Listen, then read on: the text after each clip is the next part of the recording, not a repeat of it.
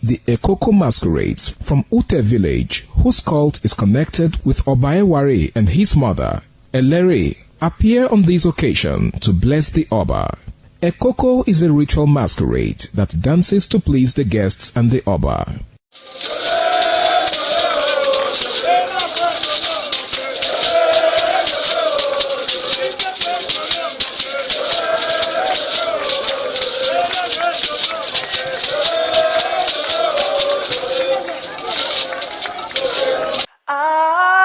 ITV, certainly the best.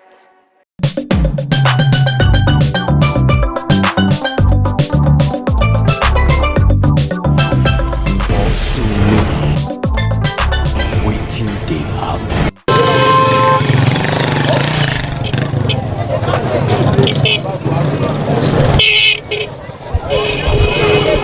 Money no dey come from heaven. Do better thing, money go come. Now true word that they tell you so. Oh yeah, oh. Money no dey come from heaven. Do better thing, money go come. Now true word that they tell you so. Oh yeah, oh. Citizens of the Federal Republic of Nigeria, anywhere we did, they watch us for ITV, they watch us online for Facebook, for YouTube, for TikTok, for TikTok. They watch us online. However, I dey for a salad now. You know, say people go they talk, say, and so food they there for the city, but where I dey, so I dey for a belly market. And you know, say all the farmers, where they Amaha, where they belly, where they body, where they are this area, all these things where they see, so now direct from the farm. All this kasa, all this plantain and yam and different things we go see for this belly market. Now direct from the farmers. Now they are now from here. He go enter Abuja, he go enter Lagos, he go enter Benin, he go enter Warri, he go enter Port Harcourt, he go enter different places. But how the price be now? Plantain don't there, be don't ship. But here, now here you go really know the price. I really take day because now direct from the farms. But money no dey come from heaven.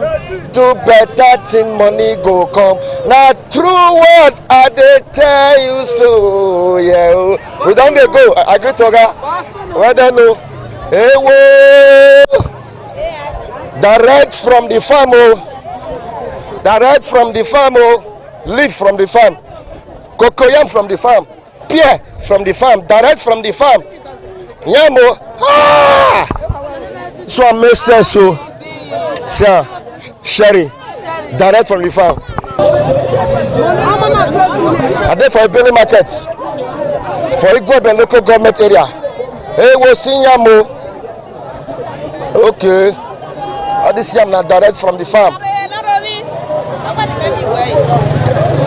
All this yam now, from here they go enter different place for Nigeria. But I need to price them. Who they are? Now what them are? I want to buy yam. I like this one. Mommy, who they are? Who they are there now? You don't sell them? Like how much for this one before? Like for one buy them? 40,000. Say everything, yeah. 40,000 naira, but they don't buy them. Me, they find the one where I go buy now. You're right. Madam, how you dey? You mean say yam they really dey cheap for you? They dear. You know, this is the time of planting. It dey dear. As you can see now, she refused 25 cents at 35 last. For this one? 20. All this one are direct from the farm, like they come here now. They are using money to work the farm. Okay. Then they buy fertilizer, job, and I cost them. Okay. So they do. Okay. Thank you. Wow.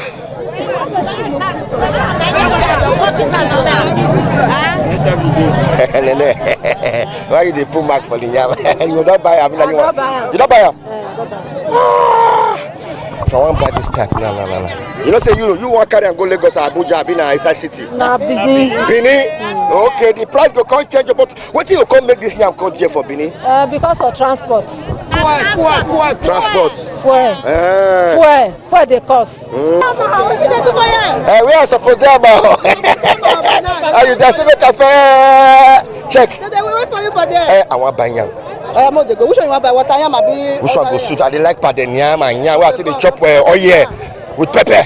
I dey for belly market. I come. They say things they cheap for market here. Even cheap for my house here. This one, This one, more present. No, 50,000. Now 22 bars. I said, show me better yam make I chop. You say now 50,000 and I go pay for this yam. No, better yam. Now you see this kind one for Benin. Everything here 50,000. Yes. My present. Oh, your present. 25,000. I not sell. Now you the seller. Yes, now. Too much. Now I'm for car account now because we not get market. We not get market, so we go transport our goods from Amaho. Come this market. What if you not challenge when I really face for that Amaho community? No road, no market. We suppose there our market now, but we did Bele market. After I say Bele they pursue us. More they go. What do you want to do? But they say when I get a farm where food stuff. Now you see all this yam, so now Amaho get all of them. Ask people when they here. Amaho. What them? Nothing. How the women will carry your here now Amaho? So now challenge now. No road, no market. No road. No market. No market. Buyers no they come. For where?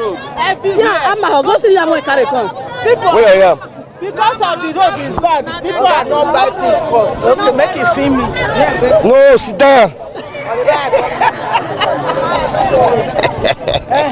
Make it the film will come from. Now we bring go. Now Amaho we for come. Amaho no road, no market, no school. School where there no teacher. For Amaho No teacher. I want go there now. Go, I enter back come still meet you. We don't get teacher for Amaho. For secondary school, all the road went there and Amaho bring am. No road. All this no time. Amaho bring am. That means say when the food stuff they really did that. Yam, everything what you need, you dey plantain. If na 100 does you, how many does if na trailer? You dey Amaho. So if government do that to na Amaho road now, if not for us they now, they tire for us. We will get market. Okay, market will come Market there. will come. The teacher will come to enter. Food today there where but Food today, market not For Amaho. road. Not be there with teacher not there. They say they not they stay road not there. Even Now so, men help us beg governor. Senator Monday Paolo. When they go tell that to Amaho road. Men they come help us. Now beg. So you say road, school, teacher, market, market. On a market, people know they come. I know. Road not there. For one buy that yam, la. You want buy like how much? How much you sell for? That one now. That the price now 15,000. Easy like that. Try not catch am. No be for farm here, you go carry from backyard. That's easy. Na backyard, na so you will talk na backyard. For backyard, yeah. Na hoje. Na here they make am before it can come out. Not be one day job, Not be one day job. Okay. It start for brushing. Okay, 10,000. You not carry How am. much happen? Now that 15 manager. 15. Like how many did they? Now 20 pieces. Now what I am? Go good to take chop oil. Where? That's why I said buy one that day. If I cook them, they get the way take it. This one not be like this. Amaho yam. This one Amaho yam. Amaho yam. Amaho yam. Oh yeah, la. You dey receive a lot of in cash. I dey receive a lot. Transfer. Anyone. Okay. So now that yam one buy now. Go select letter for me now. Select letter. Then 15,000 naira. Help me. But for some you put like somewhere after they do padenia. No, this one. I'm going to show you that one. If you wear me, see this one, mommy. Sorry, my no. See this one now. See this one. Get first. Me for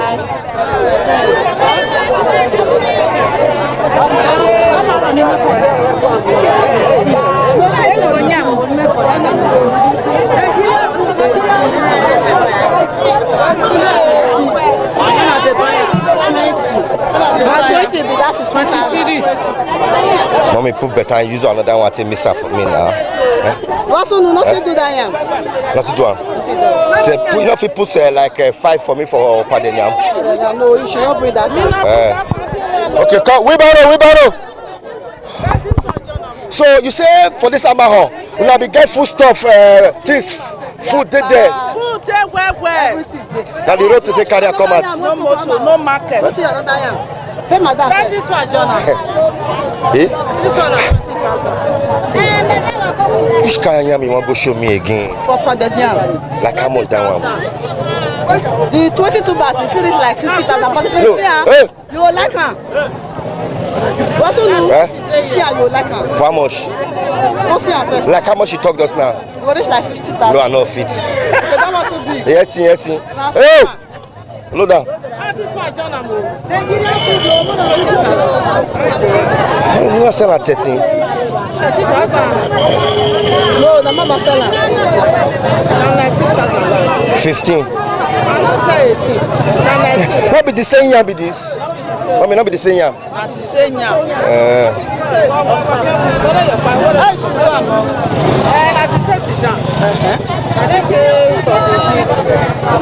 So, anywhere you there for the world, they watch us. They watch us online for Facebook, for YouTube, for TikTok. They watch us for ITV. When I come this Ebele market, you know, say if you go this Amaho, everybody, all these farmers out there, all this area. Now here they carry direct from their farm, come here, come say.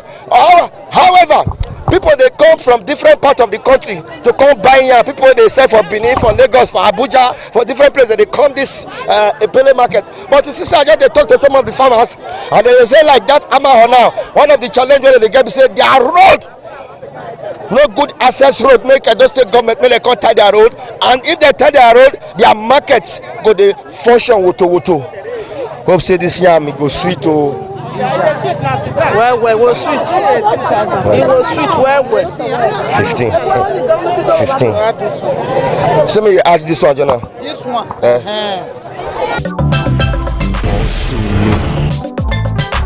Waiting they happen. See what did happen now. This country we not loan right, we not loan left again. See market now, if you see all the women big, now they just finish because of hunger. Where will they go for this country? Now front will they go on our back will they go? I suppose from where you take the talk. 2017. Now we dey 26. That one don't lost. Now country will dey like that. See my head, what? Now because of hunger, where can they come out? Where will they go for this country? Go see hospital, people don't die finish. Hunger. No sickness. Seafood everywhere. Nobody agree buyer. See, I did there. Nobody. No motor to carry am. No motor. All the other are there at house. See where we are going now. Nigeria want cash fire. Fuel. I want that Sherry. Who they? I want that Sherry. Sherry, very cheap. Give me 500 naira. 500 though. Give you. Baka. Give me.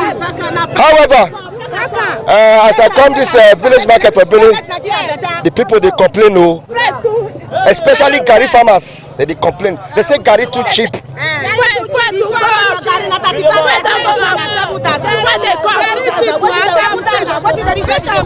It's very expensive. Give me take it.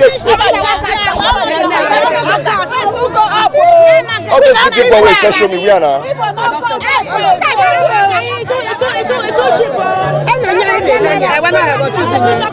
Gabelo. Thank you. Passengers no dey come market again. Buyers no dey come market again because of fuel too costly. No good road from here to Agbado. They go to Onitsha, go enter Agbado. That one good. Then from Onitsha to enter Agbado. E no good. Road is not good again. Very cheap. And we don't see customers for market. Buyers no come market again. Buyers. My tester. Buyers no come market again. We don't see people buy for market.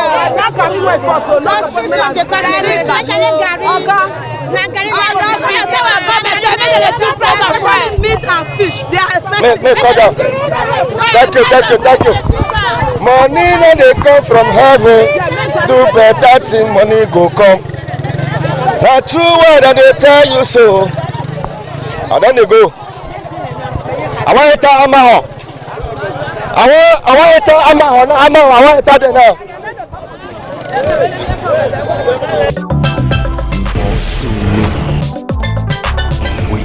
Yam and everything. I enter the market, people they complain. The women they vex carry to sheep. It too cheap, really. No business a joke. If we business come from Lagos, come from here now. We don't regret the art. No be small thing, okay, no. Let me analyze it for you.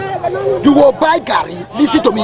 You get your own cassava farm. Now money you take clearer. Now money you take weeder.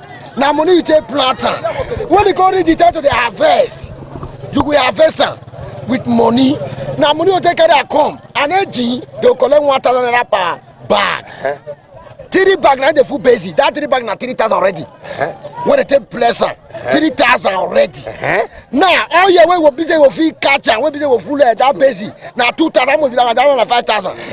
Now they go say carry 5,000. Where the labor? Where the money when they take carry the load?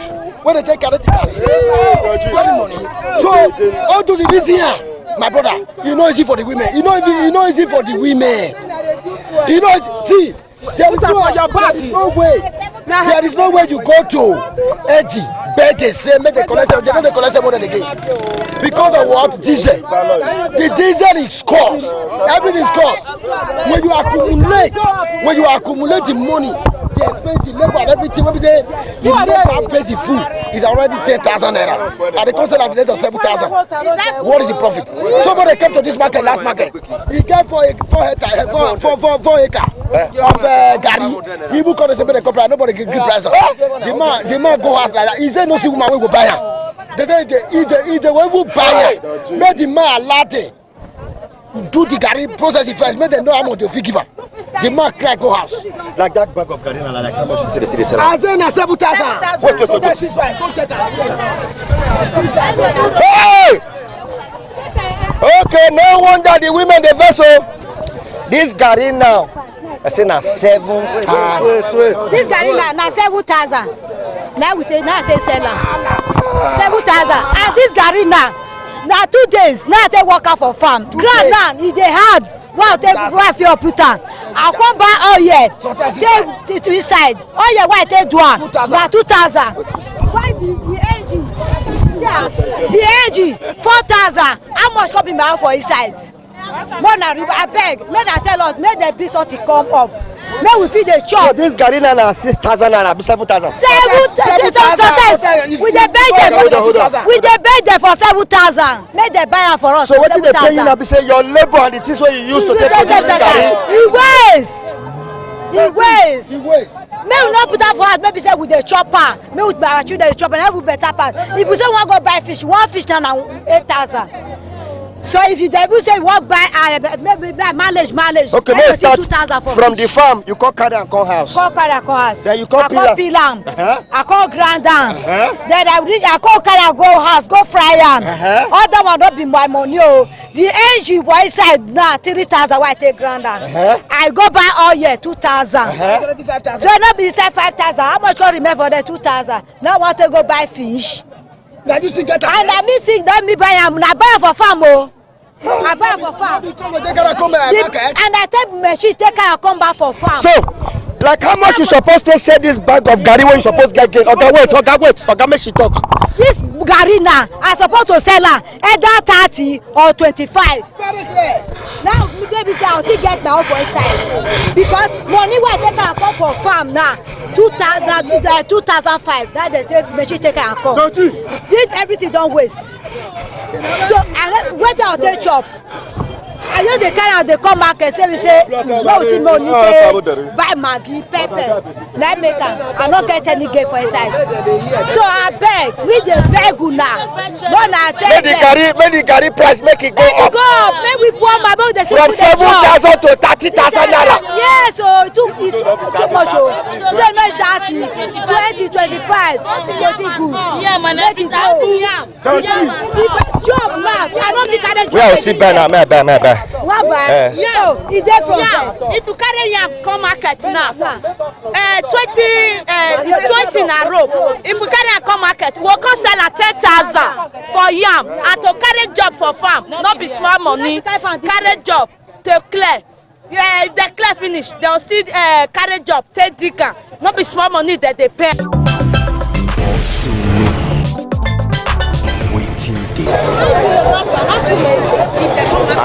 Money no dey come from heaven. Do better thing, money go come. Na true word that they tell you so. Oh yeah, oh. What happen? Are we safe? Clear now. I say make I see. Come inside this belly. Come look whether I go see chip and yam and plantain. It takes small. Farm now the guy bill. They don't frustrate farmer. We know it does cheap over cheap. Why they talk so they don't frustrate farmers? When I talk to government too. What happen? The things what they buy, it too dear, and what would they sell too low. See for now on the high side. No, wait. What now they buy for the farm to take to the farm? If it high where? And the money when I take they sell them over low. See my where? I bet where they sell Gary for this market, Gary? Dada. Hey whoa! Money no dey come from heaven. Do better thing, money go come. Na true word I dey tell you so. I bet where they say Gary. Time na money, yeah. Time na money. Do better thing. Jesus called you. He said, "Come and be saved." He said, "I love you. I die for you." He said, "Repent, for the kingdom of God is at hand." I said, Jesus, He will heal your life. He will deliver you. He will save your soul. He will change your story. He will add something to your life when you surrender to Him. Unchangeable, reliable God. Only God can do. Oh, yes. What no man can do. I don't they go. Hey, whoa.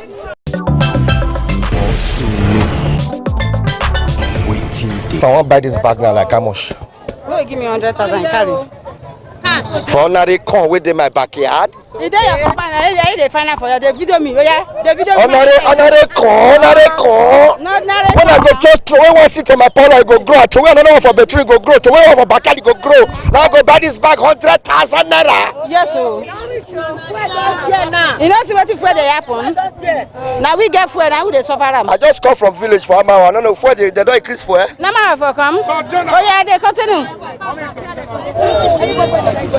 That bush now for come, that forest. Hey, now what for yours? As if I reach. That forest, now they talk a big it wait. So no, you they try to talk say me as I'm our boy because they never tie our road. Now you they look us like that. No, I'm not looking like that, my dear. How much last? How much last? Come on, they cost now. Not be waiting Nigeria cost. Like you tell. See Gary, now how much they say Gary? Where they suffer, they all suffer. Uproot them, beat them, go engine. 2 days now they tell they do Gary. Nothing. Now breaking news now. You know say as I come village market now you go know the cocoa now. The people when they carry Gary farm and when they sell Gary, they vex. They say they don't get joy. Say you no go fit. Say Gary no dey fit do competition with rice, with beans, with everything. But Nigerians they happy say Gary don't ship now. Nigerians they happy say Gary don't ship. But you know they happy say Gary ship. No. I'm not happy. No. What woman they use not be Gary? Not Gary. Only Gary with the seed for this side. Money no they come from heaven. If you want pictures and you don't know how much we went to the buy only wood. Okay, are you a farmer? Are you a farmer? Yeah? Yes, sir. What it cost you for this matter? Are you a farmer? Four now 1,400. Now. We don't get. You know this is how the family they work. I tell they work. They say this one will work. This one it work. It don't work now. They just put this move for inside this thing. They just do it. They say it work. 2 days no work. That's what they do. Let me say. That's what they do. Fight for me. They not grind Gary too much. This thing we want to so not talk am again. I go make Gary women make them strike. Make them strike. It too much. person go suffer finish, you no go see wetin. He say why buy fish na fish dey cost. One fish 7,000, 8,000. Now you go grand garamel dey buy. Abeg you maga dey go. Money no dey come from heaven. To better thing, money go come. Now true word I dey tell you so. Oh yeah. And they go. See plantain. Hey, whoa, mama. Everything now. You don't shut out the old cheap plantain. You don't shut out. Only 1 kilo so. Who go help us? Make you help us so. Average Nigerians. Hungry day. May Baba God locate your helper. Hey man, no. May bless my helper. May my helper for bless me too. Hey, now so. Beautiful woman. How are you? Sir, I'm fine, sir. Good morning, sir. Hey, whoa, I there for a belly market. Yam, plantain, all of them there. It's cheap well. Huh? Plantain for a belly market, we not see buyer. As we stand like this. Talk to me. We don't stand that though. We not see buyer. I there for a belly market for you go by local government. Plantain, yam, all the farmers this time. Direct from the farm. No buyer. Oh. As big as this one, then they price me 500. Now I tell you, I say drop and make you they go. Because now 22 me buy and transport and come here 2,000. He come now the price 12,000. Not be 500 naira, be 1,000 each bunch. Now tell and say come on here. Stress there, we don't they suffer. And this one they talk. You can't price 2 of this one. I be teacher say make I give you 500 naira for this one. Okay, no. I say I buy on 22. I carry and come 2,000. I be 24. Based on say money not there, transportation too high. The woman come the price on 12,000. Now pursue one. How much for this one if I want to buy one? If you want buy one, as it take come, they say 125, but she come the price on 1,000.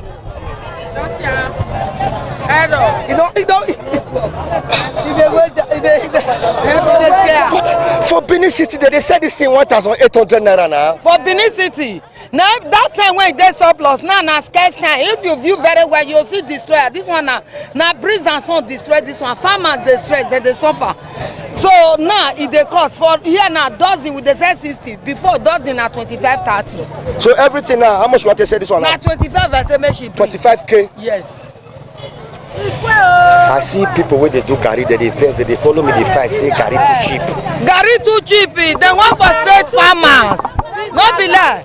They want for straight farmers, so fuel when they increase now, it be suffer head way day. I'm surprised when you let us say they want for straight Gary farmers. They want for straight us. They want for straight us, fuel money.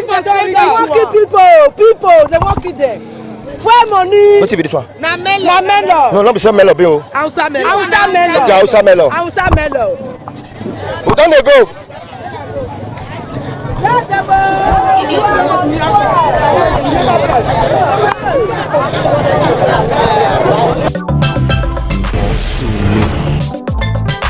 Waiting they happen. Waiting they happen.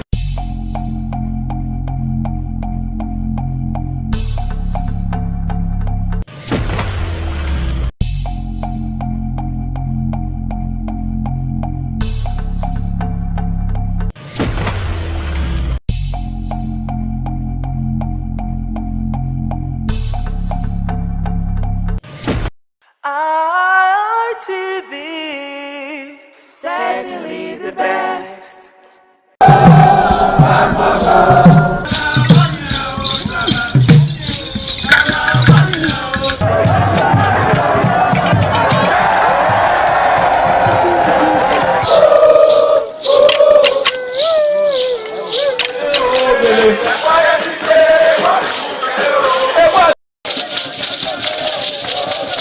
In the evening of the initiation day, all the newly initiated Edion danced to the residents of the Edion Way and also visited some homes of the various senior elders, where Chief Elder Ogbeide Onwonse was very conspicuous, especially at the country home of Sir Chief Dr. Gabriel Osawo Igbenedion with his family on the night of the initiation.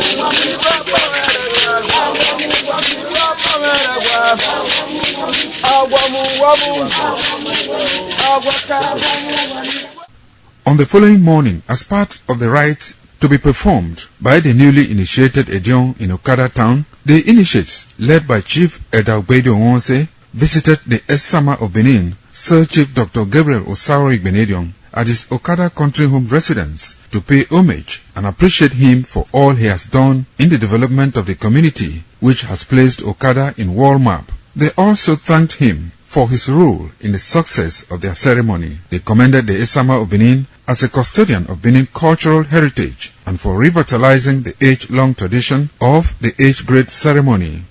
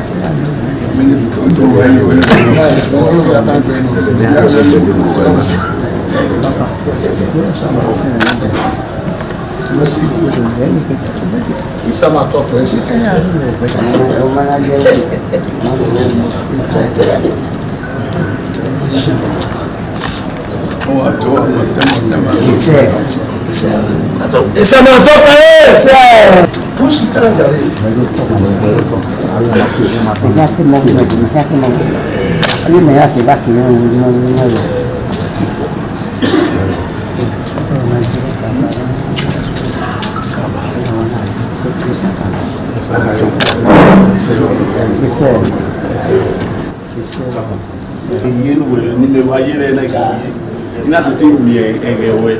Ina se ti di agbon ya ya zomodion. Oh, my son, my dear. We say, oh, my dear. Oh, we're not here. Ina do ba o. Yes. Ina do se o. Yes, we sit down and we sit down and oh, na here we see. What's my dear? Is it?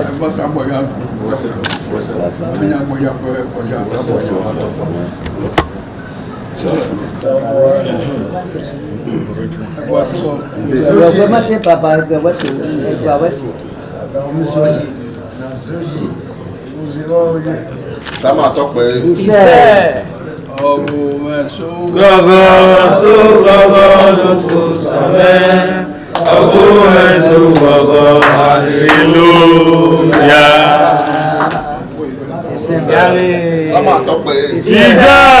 Wayagi magpame samane. Wayagi magpame samane.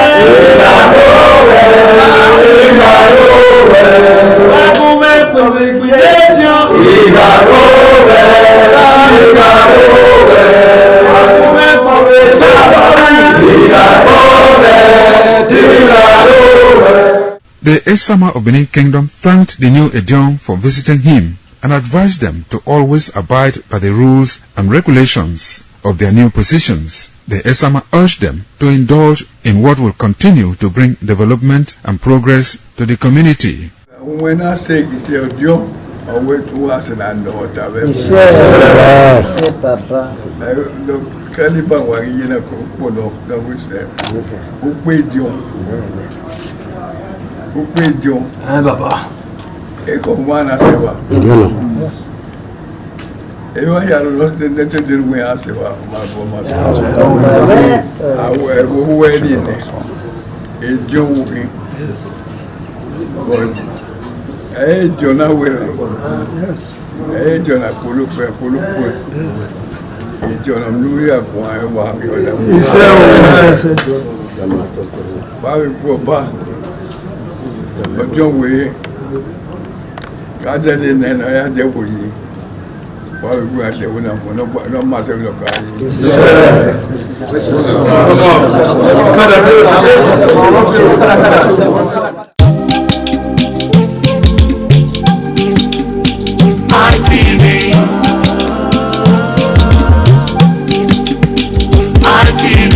ITV, certainly the best.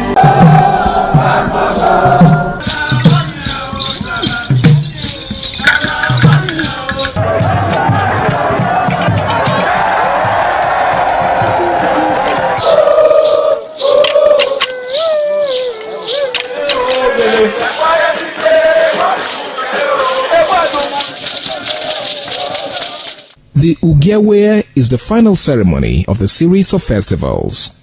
It is one of peace and lightheartedness, following the more solemn of the ritual year. Ugewe is the festival of the Ewe leaves, a symbol of good luck and joy. It is the most popular of all that heralds the dawn of a Benin New Year, new vow, newness of life and freshness of life, and a new hope for the future.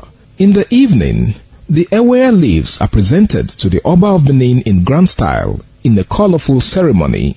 The Ihogbe society, amidst singing and dancing, bring the sacred leaves that symbolize good luck, blessings, peace and prosperity. Each of the senior members of the Ihogbe proceeds to give the sacred leaves directly to the Oba of Benin, and others put theirs at his feet.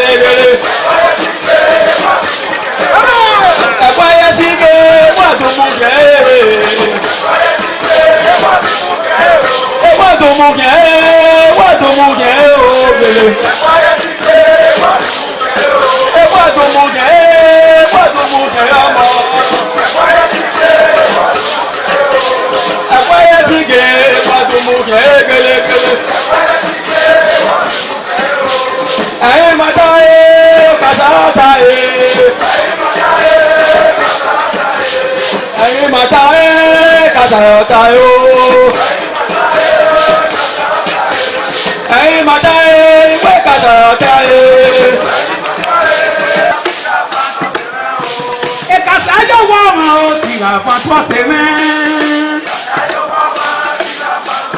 Oh, qui mange donné au main. Quand qui mange donné au main. Oh,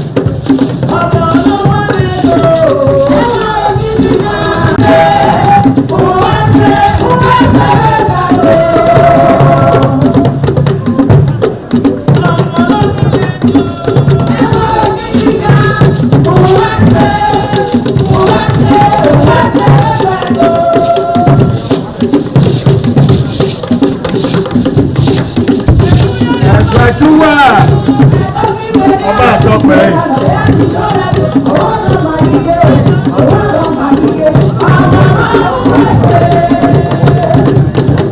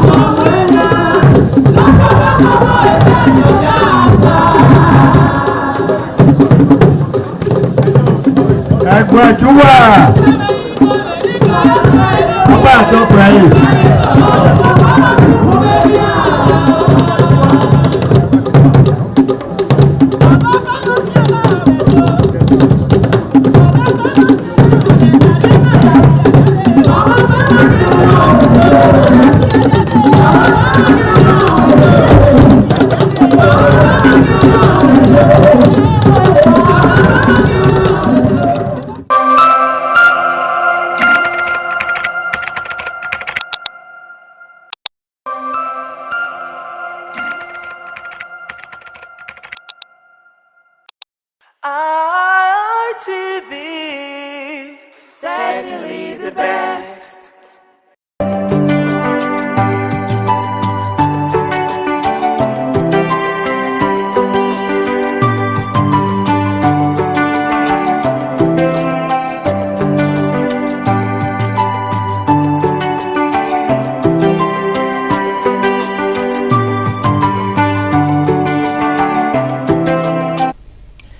He who pays the piper, they say, dictates the tune, and you are at the mercy of whoever it is that's bankrolling you. Now, is that the fate of African nations in the Committee of States? Now, that's exactly how I'd like to say welcome to yet another amazing episode of Flipside of Independent Television, reaching you live from the city of Benin. Now, for those that are just joining us for the first time, Flipside is a very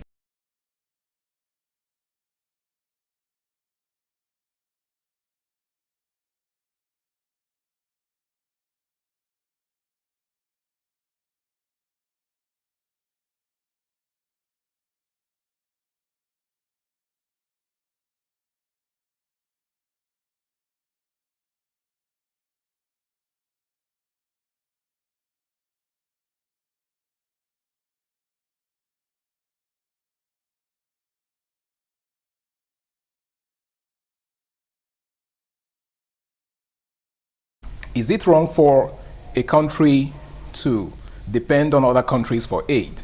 And when we say aid, we're talking about assistance, financial assistance and otherwise. Now, is it wrong for a country to depend on other countries for any form of aid? Now, that's basically what we're going to be taking a look at today. And to do this with me are two amazing gentlemen who are experts in this field, sort of. To my far left is someone that is a public affairs analyst. He's a social impact commentator, and he goes by the name of Favor Sadze. Welcome on board, bro. Thank you once again. It's good to have you. Always. Indeed. And of course, seated next to Favor is a historian and someone who is also very passionate about African growth. He goes by the name of Foster Iyamu. Welcome on board, sir.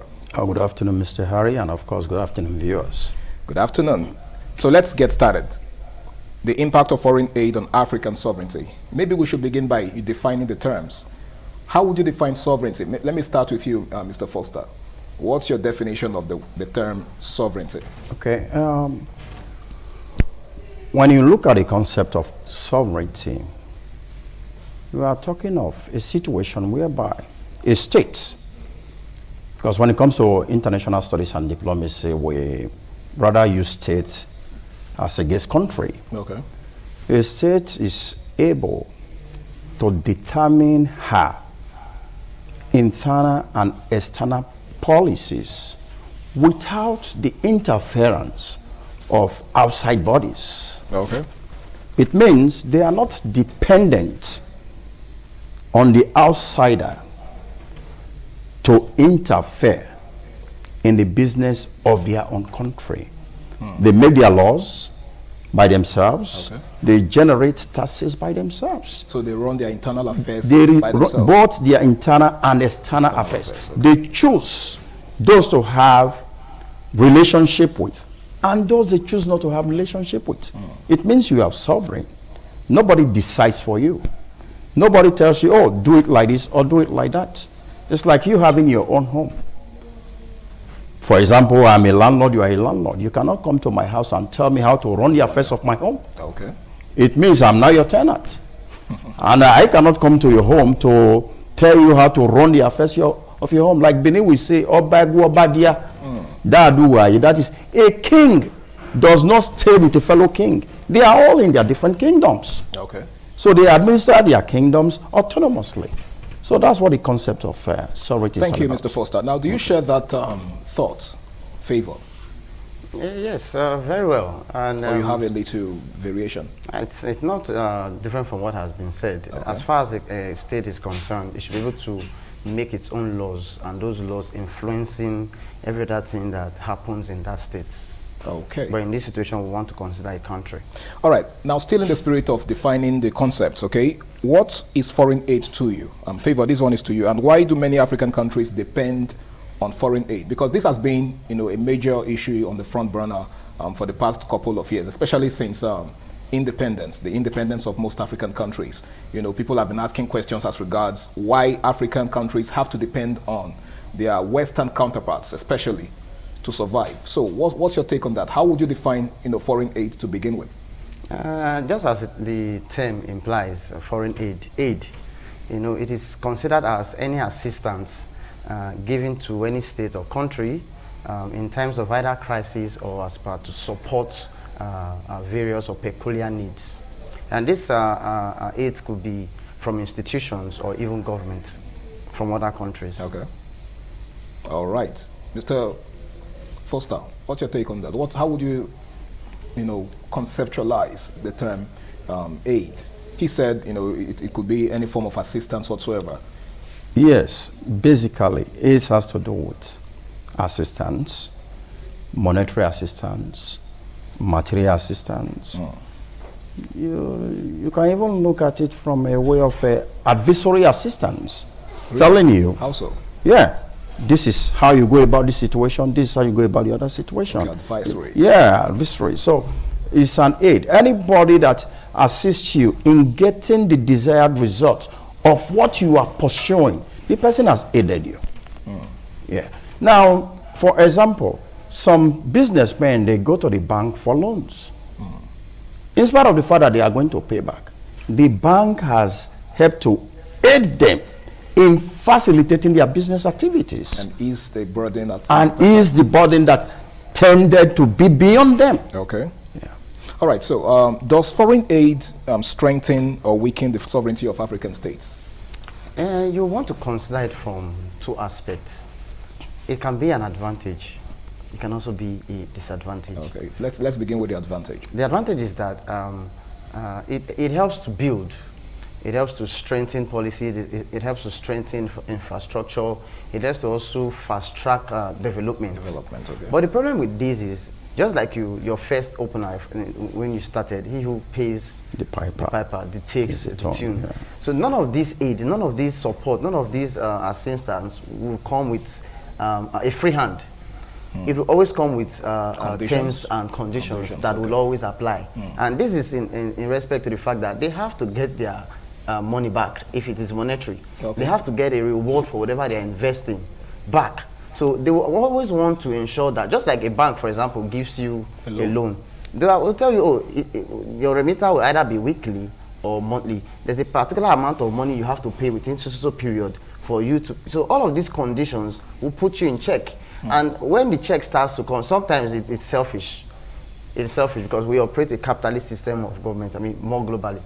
But don't you think, Mr. Foster, this is to you, don't you think this is kind of hypocritical? Because an aid is supposed to be some sort of assistance. Now, what he just said, the analysis he just gave, likens it to a loan. So if it's a loan, then how is it an aid? Yes. We call it an aid because you do not have the capacity to be able to achieve your goal. Okay. And somebody is there that has that capacity. And a person is willing to give you what it takes for you to be able to achieve your goal. Even like if it comes with a condition? Yes, there are conditions. You understand? Okay, it's just like you are wooing a woman. There are conditions attached to it. You cannot just woo a woman with empty hands. You must have to entice the woman because you know what you want to get from that woman. Okay. You understand? And at the end of the day, that is why you see Bini will say, what does it mean? When you are wooing a woman, you become like a sheep. A sheep looks like a fool. In spite of the fact that this person is a wolf, He just wants to get the woman first. Then having gotten the woman, and the woman has succumbed to him, then his real characters will come out. Then the man will now start giving his conditions. This is how this relationship, the shape it is going to take. The same thing with somebody giving you an aid. Like you said, he who pays the piper dictates the tone. Don't forget, there's a popular parlance that says, nothing goes for nothing. I cannot just give you an aid without expecting something from you. Now, have you heard of the Mask of Anarchy? Rings a bell. The Mask of Anarchy. Now, you see foreign bodies coming to give aids. And meanwhile, they are the ones behind the chaos that is affecting the people. But the outside world is seeing them as the ones giving the aid. Messiahs. Yeah, they are giving the aids, yet they are collecting. It's like giving with the left hand and collecting with the right hand. Okay. So that is how it is. All right. So, now, Sadzi, to what extent do foreign countries control or influence the policies of, African countries through aid? In all respects, as far as their money is concerned, as far as their money has been put in your economy, they will want to control the policies, they want to control government, they want to influence or even usurp government for their own gain, because when they do not have the ability to control the government and the policies being made, they may end up losing their money. We've seen how aids are being given, and the next thing you hear is that there's one funny policy you're hearing, like, oh, Nigerians are not supposed to do this, Nigerians are not supposed to do that. Where's all of this coming from? But to the common man, it is not beneficial. But if any policy is not beneficial to the common man, then it begs the question why these policies are made in the first place. Because at a global scale, you realize that a lot of things, a whole lot of things, the 2 plus 2 here is not giving 4. Because at the end of the day, what we are about is the life of a common Nigerian. How be it that that person can afford 3 square meals. So you look at this policy, it is not in any way beneficial to the common man. It is not beneficial to Mama Osas in New Benin Market. Well, you always seem to be more concerned about the common man, always. Mama Usas in the market. But let's get your take on that, Mr. Foster. What areas do you think these foreign bodies control or influence in the policies of African countries through aids?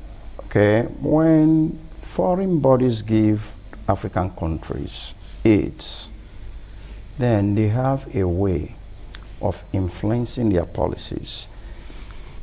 Not to the state they are giving the aid to as an advantage now, but to their own personal advantage. You give A to get a B. Now, if you look at during the Abacha's regime in Nigeria, Nigeria was declared a pariah state. What does it mean? It hasn't anything to do with the outside world. Why? Abacha did not give them an opening to start influencing the Nigerian but they foreign said policy. It was due to the dictatorial regime of Abacha. That's what they made us No, believe. that is what they will tell you. That's what they made So us you're believe. saying that was propaganda? Yes, it was a propaganda. Because now, if you look at the economic situation then, without the interference of foreign bodies, Nigeria was thriving well economically. Even the exchange rate as at then, the highest it went was 22 naira to $1, compared to 1,000 plus that we have now. So they could not penetrate Abacha. That was why Nigeria was declared a pariah state. Even before Abacha, in a conference in one African country, I think, what's the name? Late General Murtala Mohammed challenged the President of America that they should not interfere in the affairs of we Africans. We have sovereign states. You understand? Yeah. So if you look at not just Africa alone, developing countries, third world countries, you see the way these superpowers, they like to influence the policies of such countries because of their selfish gains in the name of giving aids to them. Okay. It's just like, look at the case of Esau and Jacob. Esau needed food, and Jacob had that food. In order to help Esau quench the hunger in him, he demanded for something. Okay, if I give you a portion of my porridge, you give me your birthright. Out of hunger, he said yes. And at the end of the day, it became detrimental to him. That is what is, same thing is happening to African countries. So in other words, the issue of foreign aid dates back to biblical times. In fact, not just biblical times, since the existence of humanity. All right. All right, thank you so much, Mr. Foster. Well, in case you're just joining us, it's still Flipside on Independent Television, and we're taking a look at the impact of foreign aid on African sovereignty. We have to go on this very important break now. When we return, the program continues. Please stay tuned. ITV.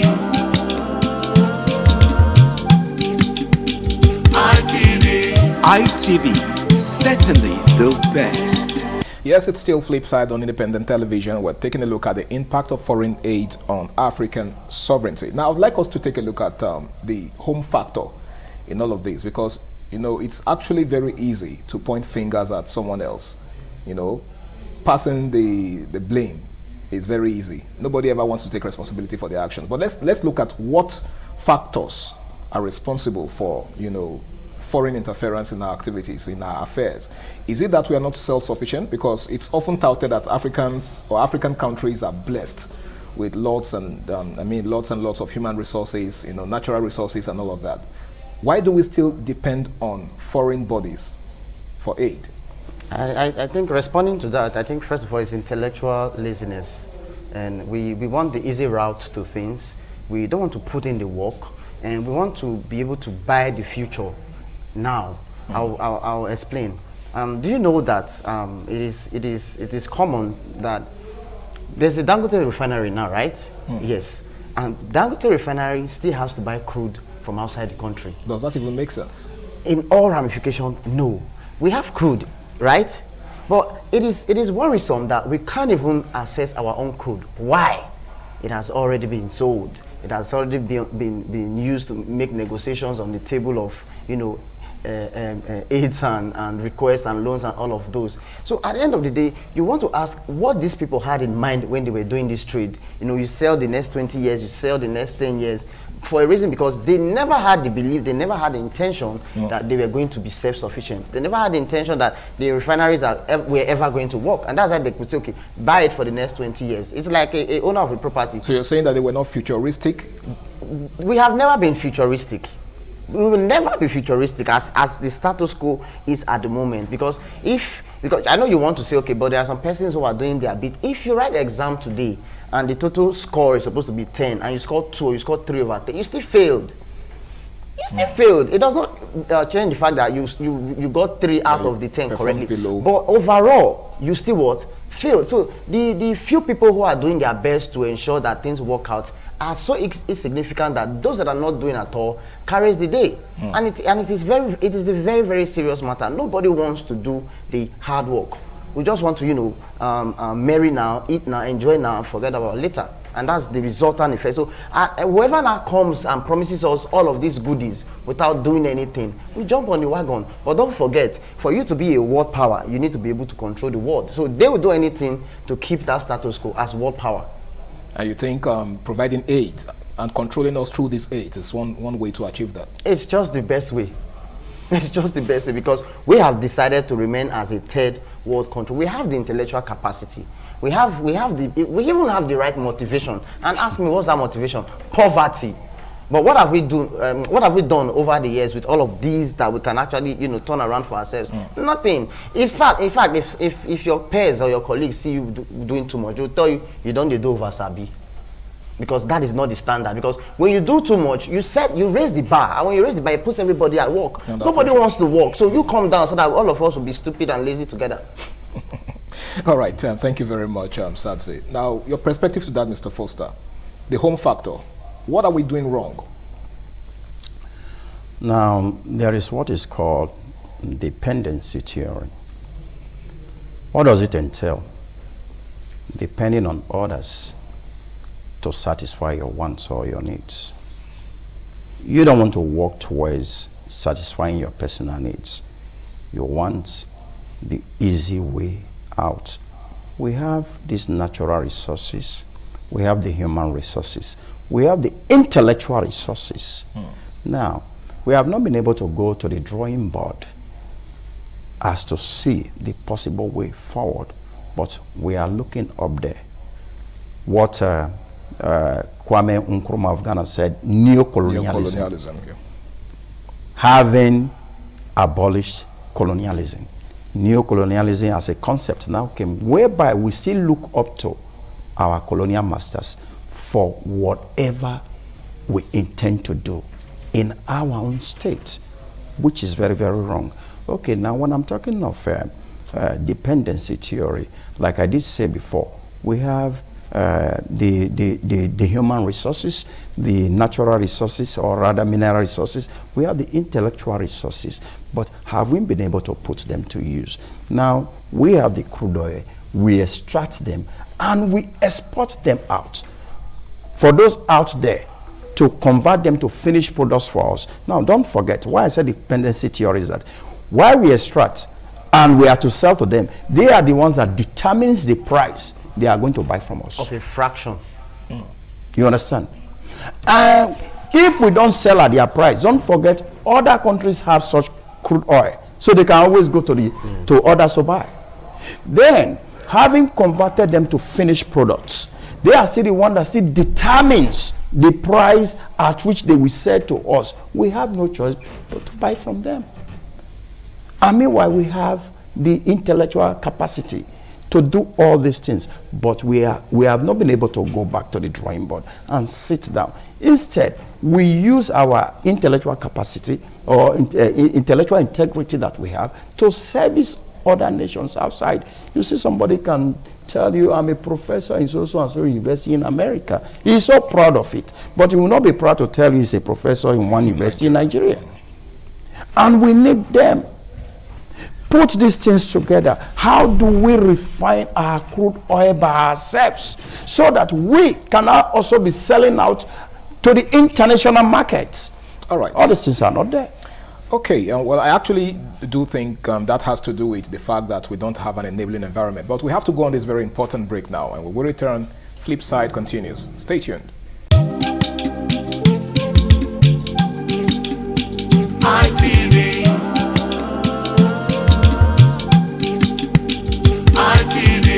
ITV, certainly the best. All right, welcome back. It's still Flip Side on Independent Television. Now, Sadzi, I would like us to examine how foreign aids influence domestic politics in Africa. You know, there was a time during the history of, not so far away, of Nigerian politics when we're considering, you know, the next elections, we're considering the aspirants, considering a lot of things. Then before that, there was a Goodluck Jonathan Ebele. And in his government, there was a lot of peculiar issues that was, you know, coming up. And one of those issues then was the Chibok girls. And to some persons, they said it was a propaganda. Some persons said nobody was ever kidnapped. Though we saw people who later came and said they were the girls, even after years, got pregnant and married in the bush. Now, but see the interesting part of the whole story. During that period, you realize that the Obama government of that period, the Democrats, were very active. You know, it got to the point where they had to, you know, print placards and you know, holding and shouting, protesting, bring back our girls. You know, they were so interested in the government of that time. And in fact, the mantra they used there was change. That there was need for change. Now fast forward to after Goodluck lost the elections honorably, and you know, the next government came on board. It was a case of, you know, you were shouting and wailing, but nobody could hear you. That was the case of most Nigerians at that time. You know, when you are shouting, you are crying for help, and people are surrounded. You are surrounded by people who you expect would, you know, turn to you and, you know, pay attention, but nobody's even paying attention to you. That was what it was for the last 8 years. Like after the biblical voice of someone crying in the wilderness. I am telling you. But you know, this wilderness had people. Okay. They were not even concerned. They were about their business. And interestingly, they could help. Why was that? Why was this government that was so interested in the bring back our girls, not interested in sufferings of people, interested in the terrorists that were, you know, coming up at that time, and, you know, a lot of issues that would come, they weren't interested. And in fact, it got to a point, you know, where they said that, you know, people were massacred at the Lekki toll gate. cry for help was made, shouts were called, hashtags here and there. No response as at that time from these world power. Why do you think that was? Because their interest was invested in ousting that government. They were the ones that installed the government, by all means they used. So they in that respect, there was no way they would have stood against that government. And this has happened in different countries that we've seen. You go against the agenda, they find a way to label you. When you want to kill a dog, so you give it a bad name. So, they label you the bad name and call you names. Before they take you out and they put in the next person. But the person that they are putting does not even do any better than who was. So it begs the question: what the purpose of all of these are? But the answer is simple. These people are after their own personal gain. Are you saying they do not have the interest of the they will never have the interest. They will never have the interest of the third world country. What can we offer? If we go on the table of bargain today, what do we have to negotiate with? Natural resources. And that's about it. That we can't even process. It's of no consequence to us. Because leave the crude for the country. What would they do with it? You will end up seeing more bloodshed. Think about it. I guess that was pretty much what happened during the Blood Diamonds times. So we've seen this happen. Like I said, we have decided to choose the lazy options. And part of those lazy options today happens to be just bring and take, give us money, go. And this is the same reason why slave trade thrived in Africa. This was the same reason. You pick out the best men, the able-bodied men that could actually do your work, because that time was more of a physical era. It was what your muscles could do for you. Yeah. We weren't even requiring any intellectual capacity as at that time. So you pick out your best men, you sell it to the Europeans. What is left? Now who now does the job that needs to be done at home? Because you want mirror and hot drinks. Mirror and hot drinks. Now, Mr. Foster, the influence of these aids on domestic politics in Africa? The influence have not actually yielded good results for we Africans. Like he made mention of the administration of Goodluck Ebele Jonathan, the Chibok girls saga at that time. Actually, the Americans or the United States government was at the forefront of the campaign, bring back our girls. Now, why did they have to turn their back against Jonathan? Because Jonathan did not sign the policy of gay marriage to be prevalent in Nigeria. He made mention of the word change. So, it means Nigerians needed to change their orientations concerning gay marriage, or gay marriages rather. Because Jonathan refused to sign, then America had to turn their backs. Already the Americans, they had the details of our Chibok girls. They kept them in surveillance before they were being distributed by the Boko Haram syndicate or wherever areas they distributed them to. But because of that singular act, they decided to turn their back, which means the Americans or the world power, they had influenced our own politics by way of now ousting out Jonathan and bringing in someone else. Okay, but some persons will tell you that that election was a clear case of a loss on the part of Jonathan. No. So how could the foreign bodies have influenced that? Yeah. Don't forget, we are now living in a world where the world is termed a global village. Whatever is happening here has impacts on the Americans, have impacts on the outside world. So all their interests. Okay, look at, let me go outside Africa now. Look at the case of Russia and Ukraine. Why do you think the war has lingered until this very moment? Because of the interest of the outside world. Now, don't forget, the issue between Russia and Ukraine started over 200 years ago. During the Ottoman Empire, when the Ottoman was now declining in power, and Muhammad Ali decided, who was the pariah of Egypt, a vassal state under the Ottoman Empire. When I'm talking of the Ottoman Empire, I'm talking of the present-day Turkey. It was so powerful in Europe. You know, the Ottoman Sultan decided to solicit the help of Muhammad Ali. They reached the table, they negotiated, and they agreed. But when Muhammad Ali saw that the Ottoman Sultan was not fulfilling his own part of the bargain, he now turned his back against him. Then Russia now had to be solicited. Russia now said, okay, if you want us to help you, let us have access to Strait d'Andalus, which is in Crimea, and Crimea is in Ukraine, and it was an economic hub as at that time in the whole of Europe. So let us have access to it, which they agreed. The treaty was signed in 1833, the Treaty of Unkiar-Skelessi, a city in Ottoman Empire. So it has always been like that. They have a way of influencing the politics of the weaker states and bring in the kind of government they want, the government that will be beneficial to them. Like this, like that of Obasanjo. They supported Obasanjo. Why? As the only military head of state that willingly handed over power to a civilian government or a democratically elected government, who happens to be Shehu Shagari as at that time. Now they needed to use Obasanjo as a pawn to run the politics of Nigeria. So they always influence our policy. The moment it comes to policy makings, don't forget, politics is involved. And those at the top, they are watching. Like the case of the Philippines, during the time of Ferdinand Marcos of the Philippines. Why did Marcos succeed as a dictator in the Philippines?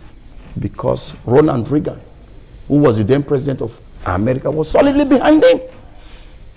Okay, so it's been a recurring decimal. It has been recurring, not just within Africa alone, but within the third world countries and the developing and underdeveloped countries.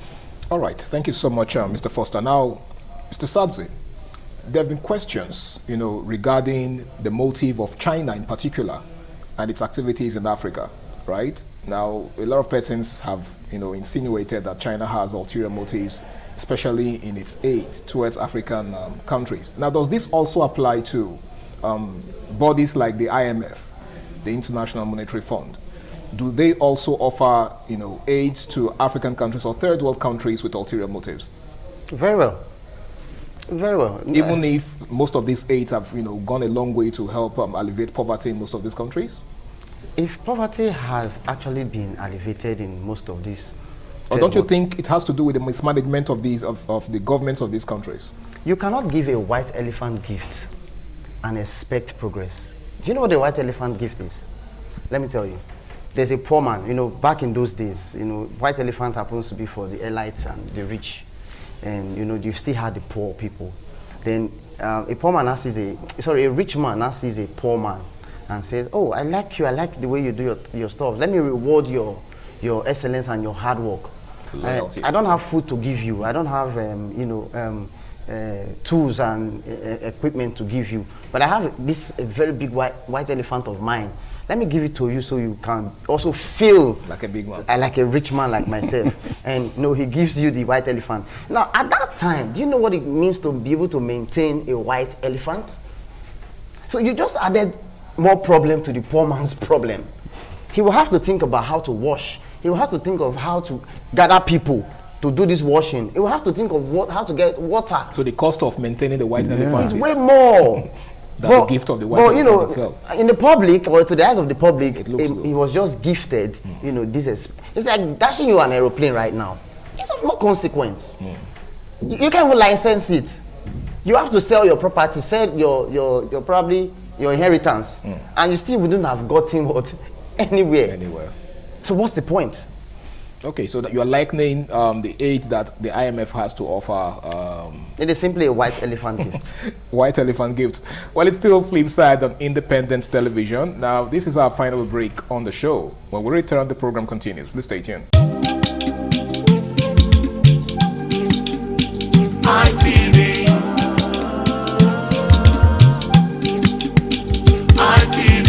ITV, certainly the best.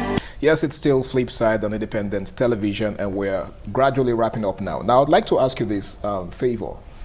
What role do you think regional organizations like maybe ECOWAS, perhaps, and then the AU, the African Union, play, in regulating the activities of these foreign donors, in ensuring that they do not become overbearing and too controlling of the home government? Yes, they are supposed to play the role of a council.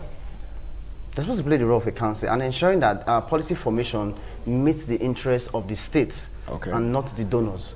But what we've seen over time is the reverse, and that's because the answer is not far-fetched. Because even these organizations on their own, they are still not autonomous and they are not independent. Take for example the ECOWAS, Economic Community of West African States. Yeah. Are these people, these states, self-sufficient? No. Can they sit to make their own policy? No. Can they even hold successful, uninterrupted elections? No. So the states or West Africa has been able to borrow so much that they do not have a say in the international table. Have you seen the poise of the leaders during global meetings? Do you see how they are carried? Have you not seen one of them that fell? Have you not seen the other one that was in the meeting, global stage, and was sleeping? So you don't expect to take these people serious because they have not even taken themselves serious. And because they've not taken themselves serious, so it's a case of just send the pounds. Whatever happens, we own the board, we control everything. And whether you like it or not, if any man is sick today and he's so rich, where next do they do? They fly him where? Abroad. Not to Ekadolo, not to University of Benin Teaching Hospital. They will refer you where? Abroad. So even Easter is by the corner. Who fixed the date? Think about it. So the influence cuts across religion, cuts across politics, geopolitics, cuts across finances, economics. So virtually every sphere of life. Everything. So how do you then think for yourself? If you are the type that wants to think for yourself, probably in a church today, the church, your local church, will fight you. For going against the status quo. For going against the status quo. Even when there are questions that need salient answers. It's a case of you are a dog, move as everybody do. All right. Thank you, Sadzi. Mr. Foster, the role of regional organizations in controlling the activities of foreign donors. How can you control somebody that has a lot to offer and when you don't have anything to offer? All you do is just to yes everything they say without any form of resistance. There was one particular James Halichese's novel that I read those days when I just finished secondary school. I think I've forgotten the title. Or The Dead Stay Dumb is the title. The character there was Dillon. He was a hardened criminal. He would tell some group of persons, I will do the talking. All you need to do is to yes what I say. Because he has the money, he had the money, he had the gun, so he had the power. So you're saying that regional organizations are more or less yes men? They are yes men because they do not project the interest of their people. Rather, they tend to service the interest of those that are sponsoring them, who are giving them aids to be at the seat of power. Which takes us back to our opening adage that he who pays the piper dictates the tune. That is just it. All right, thank you so much, gentlemen. I really do wish we had more time, but unfortunately we have to go because, like they say, anything that has a beginning must have an end. But I must say a very big thank you to you for, doing me the honor of dissecting this conversation with me. And I'm hoping that the next time I call on you, you will oblige me. Thank you. Thank you. All right, it's been Flip Side on Independent Television, and we've been taking a look at the impact of foreign aid on the sovereignty of African countries. Well, we really need to start looking inwards. We can't continue to depend on these foreign bodies because that's the only way we can actually make meaningful progress. My name is Harry Aigboje, and until I come your way again, same time, same station next week, do the right thing, stay out of trouble, and have yourself a blessed day ahead. Bye for ITV, certainly the best.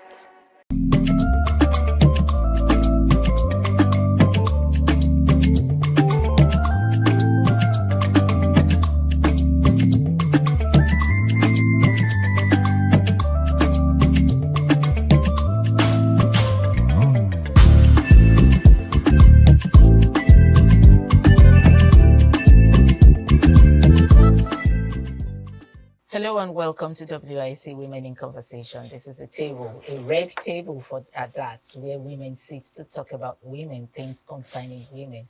But like I always say, we cannot talk about men and leave out the men and the children, of course. But this is a table for strictly the women, where we discuss without holding back certain things that we need to talk about. But anyway, today we're going to be looking at the BBL, the Brazilian butt fit. And to do this with me, I have on my right, I have Mercy Emmanuel. Mercy Emmanuel is a nurse. She's actually going to help us discuss this for us to understand about it in a better form. Mercy, you're welcome to the program. Thank you very much for having me. Well, thank you for coming as always. And then to my left, I have Princess Edith Madijomo. I hope I got it right this time. I hope I did. And so she's the CEO of Golden Touch Collection, where women go to look good. Thank you for coming. Thanks for having me. And then on the far left, I have Ayo Ali Balogu, who will always tell me, don't remove the Ali and call only the Balogu. Put the two together. I'm a pure Lagosian. Ayo. Ayo is not a sex consultant, but she's a consultant. Consulting what? What are you consulting? We need to find out. Let's find out what you're consulting. So, I'm consulting here too. I'm a management consultant. Okay. Certified one. Certified management consultant. Ayo, thank you for joining us today and welcome to WIC. Thank you for having me. Okay, let's go straight to what we're talking about today. It's been a problem in Nigeria for a recent time now, a few months now and a few weeks. We've seen very pretty young girls who had passed away because they had decided to go through the BBL, the commonly known BBL, but actually it's called Brazilian butt fit. Okay, so Brazilian butt lift. The very recent girl that just passed on last week. Well, I think I can't remember her name now, but she went for the second surgery for, I don't know whether to maintain it or to make it bigger or to make it smaller. But unfortunately, she passed away during this procedure. And a lot of men have come out to say, let me go exactly what some men, after carrying out some research, what men actually said. Okay, I'm going to be reading what a few men had sent to me. Some of them said, we do not send these ladies to go do this. As a matter of fact, we don't like it. So who says it's about them? But that's what the women have said. But let me not answer for you all. Okay. Let me start with you, Mercy, as a medical professional. I'm going to be talking about the medical aspect of it, and I'm going to talk about the beautification aspect of it with the two women. How dangerous is this procedure? It's dicey. Why do I say it's dicey? If the procedure is done properly by professionals, do you understand? It's not dangerous. Liposuction is something that some medical doctors would also tell you, I do not give my consent to it. Why do you want to do it? You're good. I mean, if you want bum, as they say, you want this hip, you want to have a good shape on your butt. I think why not go the physical way, as in gym, all that helps, than go through liposuction, because sometimes, especially in Nigeria, we do not have some of the equipment that would help in this procedure or that will help the procedure go successfully. You know, this liposuction thing, it's not just the way they do it. You go there, they harvest the fat, and then they inject it into you, and then, you know, all that. I mean, there are processes. And because of the way the medical, will I call it the medical department is in Nigeria, it's not safe. Because all these things, I mean, when the fat is harvested from a part of your body, there should be procedures. I mean, there should be examinations. Is this fat good for this place they're about to put it? It's a whole lot of procedure. It's a whole lot of procedure. We're going to come back to you, really, because we need to really find out the medical disadvantage of it. But is there an advantage to it, anyways? As a person, I really do not see an advantage to it. Okay. Ayo, I see that you've been, but the men said they don't like it. They're not interested. That's not true, because 95% men today will tell you, one thing I like in a woman is that woman that has curve. Okay, Ayo, let me hear from you. Okay, so for me, it's sad that the ladies have passed. That I'm not really in tune into what happened or where, but it's heartbreaking when people lose their lives, and the Lord console the family. Now, this is it.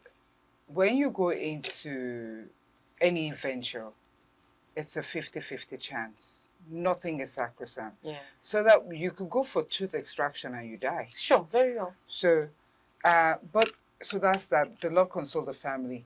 Secondly, the men that said they don't like it, like I said, for me and for a lot of women that I know, and for a lot of the millennials, I'm not saying Gen Z, millennials. Yes. So those are the children born between 1990 and the 2000. These are people who do things for themselves, not necessary for About a the man. Not a man that goes to the gym to build muscles. Is he building muscles because of women? No. Okay, okay, Ayo. So, yeah. Okay, go ahead. I'm Go go ahead. there. Okay, let me come in here. I have met a woman. Yeah. Who did this time is not the butt. She did the ears, and then I asked Why her. are you demonstrating? Why can't you just call it? What did she do? He did help me call it. I just want to know. Breast augmentation. Anyway, she did her boobs. Okay, so enlargement of the boobs, and then she wanted it standing. Wow. Because I think she's. They give them standing Princess, Come guess we're not really intimidated. No, you can do it like this. You can do the physical way by padding it up now. Can I just remind you, ladies, that we're live. Okay, so she did it.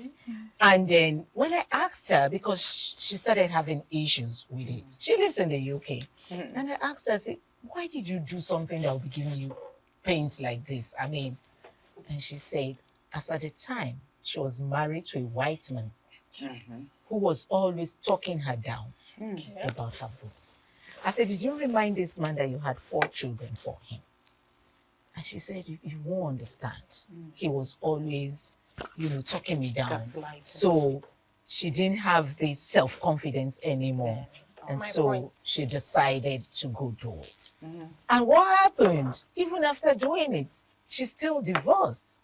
Finally. What are we talking she about? was divorced. Just as And I this said, thing you do it for yourself is and giving not for her someone. pains. When I mean pains, she goes into the hospital 2-3 times in some months to get off some pus. So that's a different one. So, when Mercy talked about, the procedure, whether, basically pull out of fat from one part to the other, and that, it's like Mercy acknowledged, if it's done by top-notch professionals. People who look out for the everything. In that theater room, you have theater assistants. So you have the surgeon, you have the anesthesia. The anesthesia is the most difficult and the most challenging. Very, very. That's That was very rare. They are not common everywhere. So that's no. It depends. If you're in the medical field, the tendency for you to be an anesthesia is 90% because you must know what to do at a particular time and what to give. So I mean, even if you don't, I mean, the surgeon honestly is focused on what he's doing. So you must know it for you to be an anesthesia in that theater. You are majored as a doctor. So while some doctors major in plastic surgery, some major in that. Yes. Now, believe me when I say this is an experienced woman talking here. I've been through liposuction. Okay. It's called 360 liposuction for my waistline. Okay. Done 2019, 7.5 hours. Blimey. So before I went in for the surgery, I remember I said to my daughter, I was like, I was just imagining myself. And the doctor, shout out to you, Dr. Femi Lekki Hill Plus. He said, Madam, this surgery is not a weight loss surgery procedure. But I was looking for ways to lose weight. And everything. So he said, Madam, listen. So, but then my daughter's friend, Tundu Matthews, his niece had done it. And I was like, maybe I'll lose weight. And then we went in. And the doctor said, even for first, if you're over 100 kilos, he won't touch you. Yes, that's the first thing. So they check your weight. So because I was coming from special place, you understand? A special place, he paid me attention. Now you also have to stay off alcohol, smoking, and all of that 2 weeks before. Thereby, they go through the procedure. They now take the fat. If you now take from one place, it's still part of your body. I don't think they had to do all of that. What I'm just trying to say is just that, to be honest, any person who goes through that, because that's your friend, has the marital issue and was trying to save her marriage, she went through that. But largely, anything can take anybody's life. Anything. You see, my point is this. Even headache. For people that go for liposuction or BBL, to me, my opinion is they don't have self-confidence. Princess, my self-confidence is... That is you. Some of them don't have self-confidence and complex. Because if you believe in what you have and you are very okay with your body shape and body size, why would you go on that knife to correct whatever? That's why you believe in what you have. You are comfortable. I will not judge. That is now, okay, now if you're self-confident, why are you on an eyebrow? Do you understand? It's not go on that night to do it. No, it's not the same thing. Do you know the risk involved? I watched one recently on the. Do you know the risk involved? Do you know the risk in the chemicals? This is just a pencil. Even though that's how you think. That's what you think. No, it's not just a pencil. You said you were under the knife for 7 hours. Not just 7 hours. I just stood and I used my pencil to do this. No. So 7.5 hours. Put the half. So that I can send somebody to the other side. So now the one I watched, I saw several wires, several things that were put together, everything, and they were just like you said, they were pulling some fat from the other side to the other side. You see the doctor, there is a pumping process. Yes, pumping the fat. You see the pumping with water, pump out, yes. So to extract the fat. Takes it, and then they tore some part of her boots, and from there they were putting the fat. I don't know how they can bear it. Do you know how for somebody to be shaking your boot for hours? You're numb. You are not aware. I know they know. They must have known that part. Then another one that I watched again was when several injections, they were touching the bomb. They pour in, use injection like 10 injections. You just fluid. They were pouring in fluid. They were pouring in some fluid. They told the lady. They brought the stomach. You see they just punching the stomach and the. I need you to understand that. What do you want? I need you to understand something. Except you tell me you are doing it for yourself. Okay, now most people that do this BBL is for the sake of men, it's to entice men. You see them everywhere. Don't you watch social media? They're everywhere. They'll tell you my body. Do you know how much my body worth? Do you know how much my body costs? Okay, so this. And once they do that BBL, they will never sit at home. Okay, they are everywhere. Where do they go to? Where they go to? What would you say about a mother that their, can go through the contraction and labor and decides to go through a night? No, that's a different thing. It's not a different thing. She decided it because no, that is a different ballgame. Mercy, you know, somebody just got to change her form to begin to attract men. What are you talking about? That is, you are limiting it, and that is what the one I watched. Okay, so that's why the men are saying, don't do it for us. We don't want it. We don't like it. On behalf of the women who have once they have done that BBA, they will never dress decently anymore. You will see them wearing some princess. Okay, princess is a personal thing. And I'm not exaggerating. Okay. Today is what? Today is 19th. No. Of March. Thursday. Today is Thursday. So I was at a function on Tuesday, and a group of aunties, and one, slammed my back. So I heard the thud, and I was like, oh, that was me. I didn't have BBL. But because of the lipo, everything went down there. And let me tell you something. It has, when you narrow it down to because of a man, what about me? I look into the mirror and I'm like, oh, wow. Your self-confidence. Yeah, it's not my self-confidence. It has nothing to do with myself. My self-confidence comes from my cerebral brows. Okay. Yes. So now this other one is like, when I was 15, I looked a certain way. 20, 30, 40, 50. When I'm 70, baby girl, I want you to think I'm 40 years old. Oh my word. Okay, we just saw Florence Itagiwa did her 80th birthday. You mean oh, sorry, don't was like a baby girl. You ought to call Mama Bakassi. Yes, Mama with the body that speaks. The mama that will stand and tell you, do you know what this cost me? So it means that when you know how much you have spent on your body, I know how much I've spent on my body, and then you are not just, I won't talk to you anyhow. I have had for your information, I have gastric sleeve done. Okay. I've gone to do Are you my that lap. fat? No. But there's a way I want to look. You understand? I have the money. And this has nothing to do with a man. When I'm doing my management consultancy, I don't want, because in those days, so my breasts were like that. So I don't want you. I'm talking to a man, and to be honest, I noticed that most of them, it's like they do it. So is that chest? The area of concentration. The area of concentration. The area of concentration should be here. Yeah, and it's shifts no, for me. Okay. And then when I go for my trainings, I deliberately wear Iran Buba and Bubu. This is the first time you see me in something like this. Yeah. Because you want to consider something. From that man, they begin to walk on. Because you're talking, especially if the man is shorter than you. I don't know. And then you're taller, and then you wear heels. And then the man is looking at you, and his headline is by your boots. Ayo, we have been told we have to go on a short break. And then when we come back, we continue the conversation of the men. I wonder when men sit down to watch women in conversation, how they feel. I'm sure some of them want to respond immediately, but unfortunately they cannot come here to respond. Ayo was talking about the boobs and everything. We'll be right back. When we come back, we continue the conversation. Please sit. Controversial.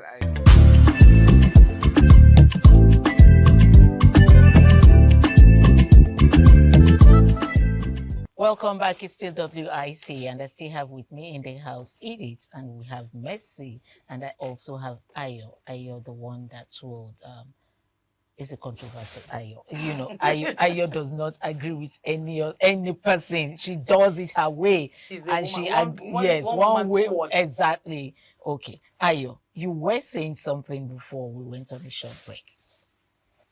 And Edith was complimenting that. She was saying they are still like that. She was even rolling the thing when she was saying that. So Edith is, I'm so happy that I'm loving the fact that Edith is well endowed and she carries it very well. And I love it. You understand? Clock it. That's just one side. You understand? You get. So, but for what I do, and I have to go to look for business most times, I became very, very conscious. All right. You understand? I will wear camisole. So even when I'm very hot and I'm wearing a sheer top, I have to wear camisole. Wear this one, so that when I'm even talking to the gentleman, you understand? Oh my It's that mean for me to stand It tall will be with affecting grace? you emotionally, true. You understand? That's the truth. When I'm in the class, when I'm delivering lecture, I don't want you to be looking at, and then I turn. She's endowed. Mama. Do you know when I lost weight? Only mama. You know, so do you know what I've experienced one day? Sorry to cut you short. I went to gym. We're just walking towards the pool to go and swim. And somebody walked up to me with all boldness. You know what it came to do? At this reel, I was like, sexual harassment. Are you okay? Excuse me. Because I was expecting good morning. Like, this is morning, daytime. I was going to the gym. I was going to the pool side. And I've not even changed. I've not changed for you to say maybe I have. And the next thing I heard is this real? Wow. And it was pointed at me like that this. Is dehumanizing. I was like, are you okay? Yeah. Then that are you okay that I said my friend heard. And she's a lawyer. She was It's already in the sexual pool. harassment. Because that was I was walking towards the Sure. pool. Because she got there before me. So I was walking towards the pool to actually talk to her. I'm here. And she was like, what's that? That's harassment. She came out of the pool with everything she was wearing. Now the man was confused. Because he had a lot to look now. You want to see something? Mhm. You know, she was like, do you know, I'm barrister. She started introducing herself. How dare you talk to her like that? Because I can stand up for my friends. I am so blessed with ladies that can also stand up for me. And he was like, I'm sorry about that. I've seen you. I don't know. I just wanted to know they were real. You can imagine that. Can What's these your men business with put their that? eyes away from I these get harassed women? You because, do? naturally I have this. Some people ask me if it's BBL. Can you imagine? Yeah. Honestly. What's your business with that? Some people ask me, even at work. So it's made me, honestly, for peace to reign. Because Somebody has I just come had to- to make a scrub that covers Yes. So you Somebody see has come to put Yeah. hand in my dimple. Because you're say, moving. I like your dimple. And I Nigerians- reply with my backhand. A very good backhand. Nigerians are rude. Some of the men don't know, to draw the line. Exactly. So what I'm saying No, to you those then, men. So what must I be say to you womanized. that They need help.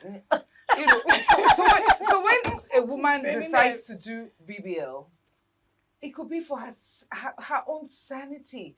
She wants when she looks in the mirror and she's turns looking good. and she can see the silhouette that she loves. Satisfied. It's nothing to do with another person. Okay, Ayo, you are saying that the men who had sent him, someone went for the research and then came up with the men saying about 91% of the men says, we don't want it, we don't like it, don't do it for us, we didn't ask you to And do so it for they us. say it stinks. And so you are saying, you are not one of those women that want to do BBL for a man's sake. You're doing it for yourself. To the looks that it gives you joy, gives you satisfaction. But let me come to you as a nurse, as a medical person. What are the fear of this BBL in old age? Because as a woman growing older, some of us begin to have arthritis pain. And when you're getting into the menopause age, it begins to trouble you. Some say the menopause thing comes with their leg pains and all that. So what is the threat of this BBL for women at old age? Okay, I'm from going to 50 use and above. myself as an example. Naturally, if your butt is too big, If you're endowed down there. you have the tendency for you to have leg pain. It's 5% because I've experienced it. But it now depends on your weight. Do you understand? Now, when it's got to do with this BBL thing, the thing most Nigerians do not know, it's not just about doing it then. It's like you go to the hospital and you're treated for malaria. The doctors will always ask you to come for a checkup. Now, this is a procedure that's not natural. Trust me, for you to be able to conquer that age factor, you should always go for a checkup. Especially if you're not too sure of who did the procedure. Because most times it may look as if, okay, I've done it, I'm good, it's fine, and all that. You're not even sure if it's a professional. Sorry, I'm going to digress. I know somebody that went for an evacuation, and I was like, why not go to a gynae to perform this thing? Because this person will tell you, do this, and you won't believe it. After she went, no, this guy is trying to extort, and then she went somewhere else for the evacuation, and you won't believe it, there was remnants of placenta in her, which has led to so much bleeding for days now. So where am I going to? What I'm trying to bring out, I mean, this is something that is not naturally, or that was not naturally there. Now, the tendency for you, because no one knows tomorrow, anything, just as I said, anything can kill a man. Anything. Your body could develop. What if tomorrow you happen to be a DM patient, a diabetic patient, and something happens and maybe there's a wound there? You know, it will be very difficult to heal. Okay, let me. So Ayo wants to come in. Can you come in here? Sorry. It says I was coming. So the thing is that the Brazilian butt lift is not. If it's a butt lift, it's different from inserting silicone. Okay, that's different things. We are talking about the butt lift. So the silicone is where you might have issues where you can say it can burst, it can do that. Now, a lot of times people even do BBL that you don't even know that they did it. Because they those ones that become so obscene that the waist is like this and the yash is like. I saw somebody that said she removed her. You're on TV, please. That's what we call it in Nigeria. From her side, she's a Nigerian girl. She removed the 6 limbs. Rims, I mean. So I am asking, is there an effect to this? Let me tell you something. And the boat is like this. The real figure So first, when you do the butt lift, the Brazilian is that it's transfer of fat from maybe your arms, from your waist to your feet. But you're being torn open. No. Don't they tear you open? No. They do. No. That's why I said, be sure it is a professional. Okay, so this is the reason why I brought in this. Hold on. Can I finish, please? So what could happen? The worst that usually happens in the first few days or weeks after BBL is that the fat does not align with where it was. Yes, in there. Yes. So that is why it becomes like an antibody. Yeah, like so a foreign it will collapse. Yes. So it will not stay. So when they're done with the BBL, let's say it's like a size like that. So if you don't follow the procedure, which is you have to use proper the BBL pillows to sit, you can't just sit on any pillows because it will kill the fat. Then it will reduce. You understand? There is nothing to it. What is offensive is that when a woman goes from size 10 yash to size 18 yash. Ayo, you're on TV. I just need to be reminding you. So that is where you have some consequences. So I'm allowed to speak Hausa. I'm allowed to speak English. I'm allowed to speak Yoruba. I'm allowed to speak Igbo. Am I not allowed to speak Pidgin? Yes, you are allowed. So what's yash? Why not go speak English? What's yash? Yash now for you. Okay. Is that you have a size 8 woman goes from size 8 to size 14 or 16. Yes. That's obnoxious. That's offensive, even to the eyes. Yes. And you now see them struggling. To work. So those are the ones that have that crisis at home. So even before the old age, because crisis. Yes. Now what happens is that if he or she now combines it with lipo. But don't do it. No, guys do lipo too. Okay. To know if there are other ways for us to have this figure 8 that every woman craves to have. Anyway, stay safe out there. Do not go under the knife because you want to have figure 8. Stay safe. I am Patricia Uremu.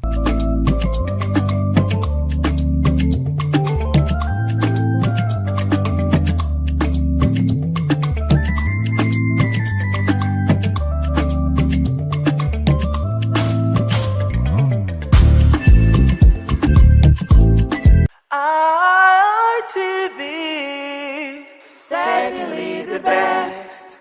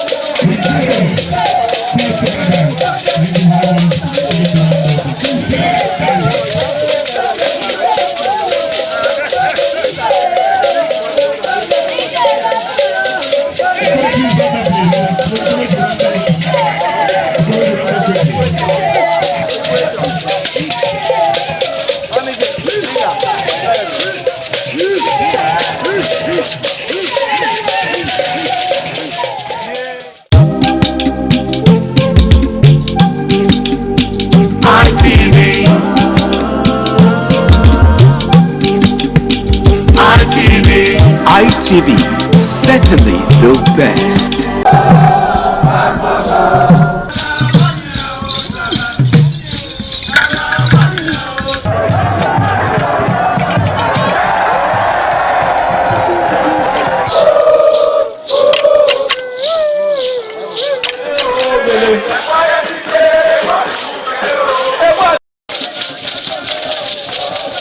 In the evening of the initiation day, all the newly initiated Edion danced to the residents of the Odion Way and also visited some homes of the various senior elders, where Chief Elder Ogbeide Onwonse was very conspicuous, especially at the country home of Sir Chief Dr. Gabriel Osaro Igbenedion with his family on the night of the initiation.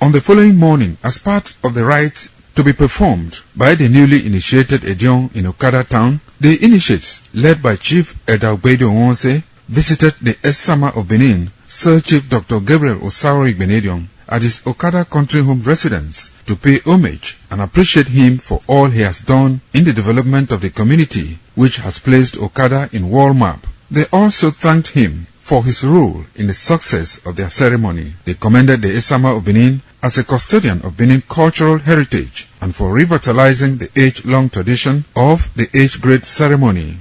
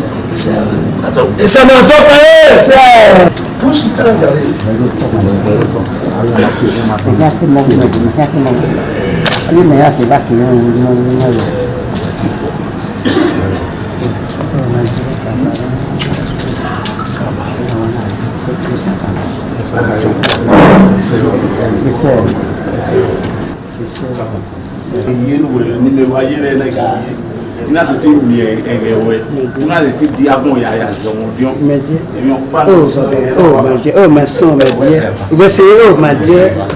Oh, we're not here.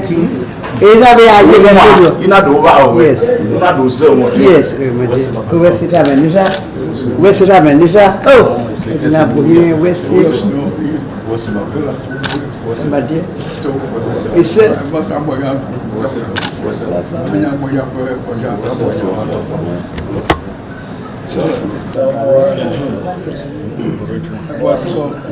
Comment c'est papa que voici quoi voici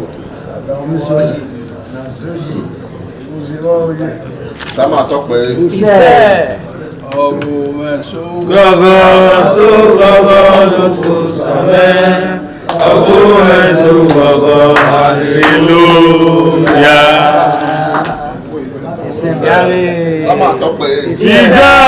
Ìwàyájí máa pọ̀ mí sáàmà mẹ́.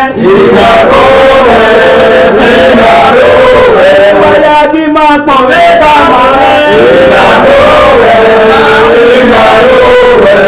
Wàgùnmẹ́ pèsè ìgbìdé jọ. Wàgùnmẹ́ pọ̀ mí sáàmà mẹ́.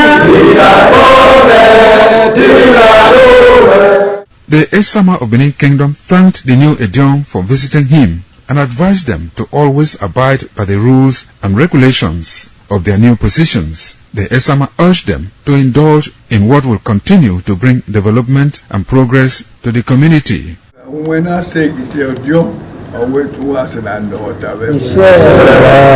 Papa. Caliban was in a cocoa, no, we said, who paid you? Who paid you? Baba. Eko mwana sewa. Ewa ya lote nete dirwe asewa mabo. Awe uwe dine. Ejo uwe. Ejo na wele. Ejo na kulupe. Ejo na mnuri ya kwa ewa. Bawe kwa ba. Ọjọ́ wèé kájẹ́lé nẹ́nà ya jẹ́wò yìí wọ́n rí wúra jẹ́wò náà mọ́ náà máa ṣe lọ́kọ̀ ayé.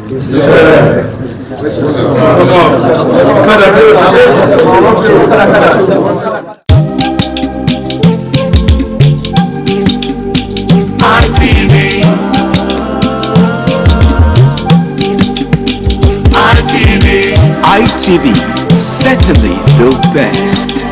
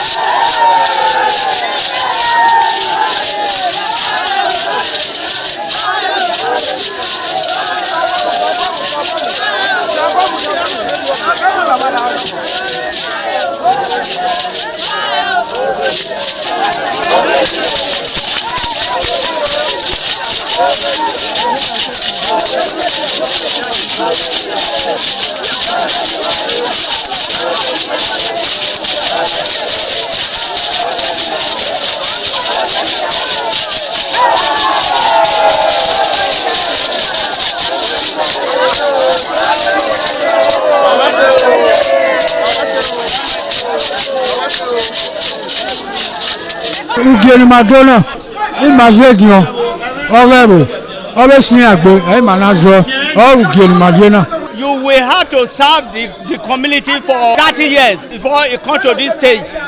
They will ordain you ordain title. Then by then you are one of the elder. This year now, we don't read the year, so that's why we can do this year.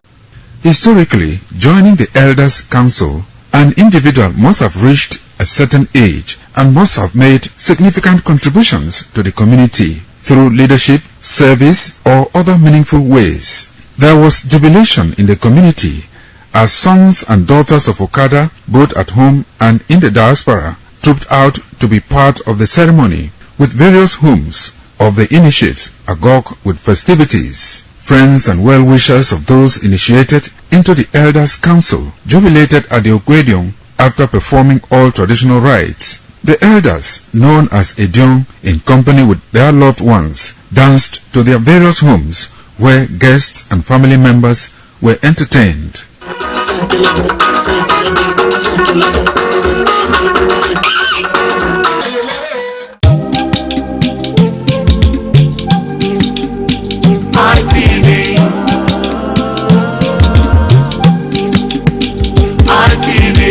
ITV, certainly the best.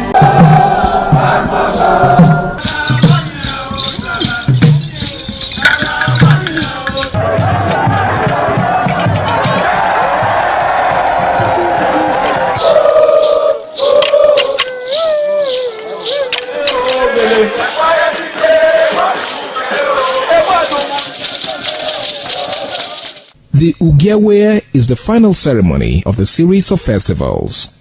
It is one of peace and lightheartedness, following the more solemn of the ritual year. Ugiawe is the festival of the Ewe leaves, a symbol of good luck and joy. It is the most popular of all that heralds the dawn of a Benin New Year, new vow, newness of life and freshness of life, and a new hope for the future. In the evening, the Ewe leaves are presented to the Oba of Benin in grand style in a colorful ceremony. The Ihogbe society, amidst singing and dancing, bring the sacred leaves that symbolize good luck, blessings, peace and prosperity. Each of the senior members of the Ihogbe proceeds to give the sacred leaves directly to the Oba of Benin, and others put theirs at his feet.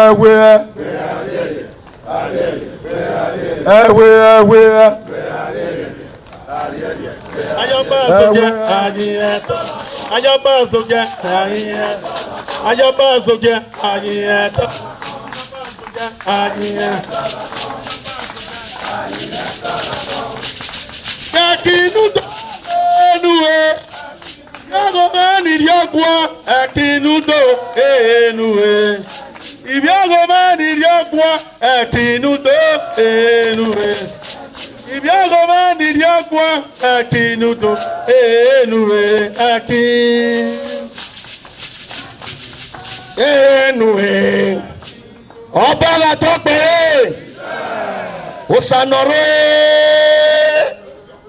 Umadogemo Àgbọ̀n ẹ̀jẹ̀ ní àwọn ọ̀gẹ̀ ẹ̀wà nọ́rí ọba Osanore ọba Umadogemo Àgbọ̀n ẹ̀jẹ̀ ní àwọn ọ̀gẹ̀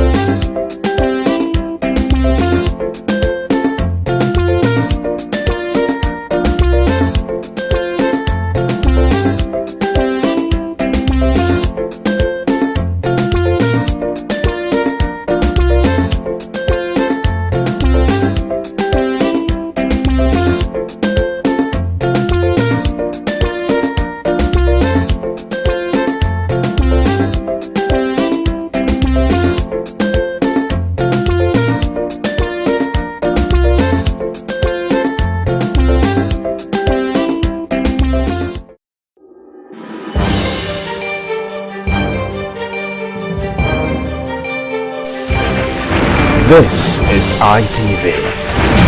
Certainly the best.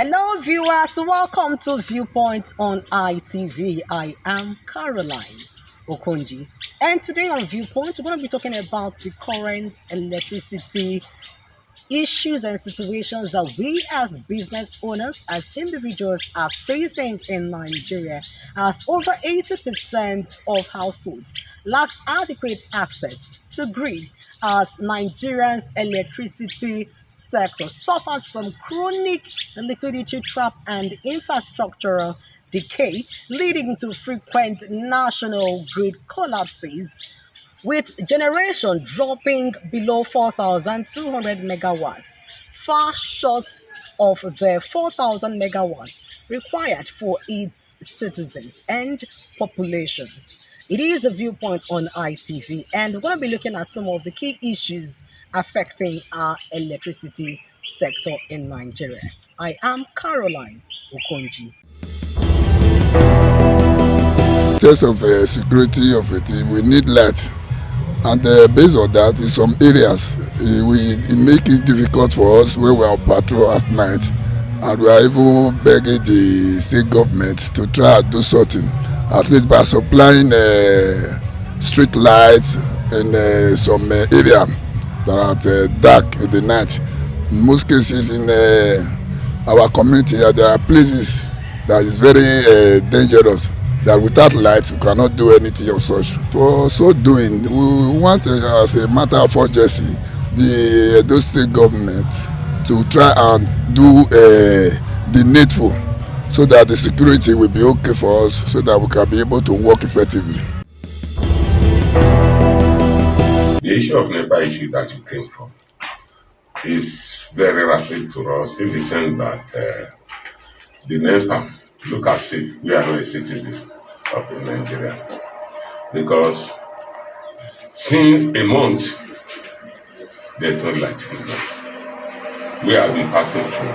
Which NEPA, anytime they came, a minute or 30 minutes to, they will come and bring the light to us. That is, we are not expecting them to come and collect their bill. Indirectly, we are expecting bill from them to come and collect. Within that hour or 2 hours, you will see a number of people with a ladder. They will come. They will come. And after their collection, there is nothing like light again. They will block us up. I think before we have this light, they mandated us to buy a meter, which we bought individual.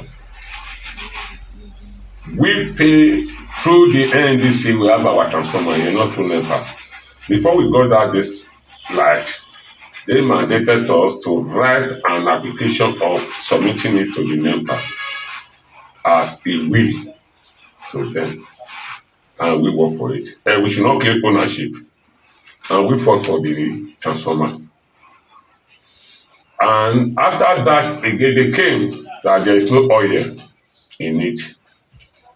We pay up to 1 point something a day.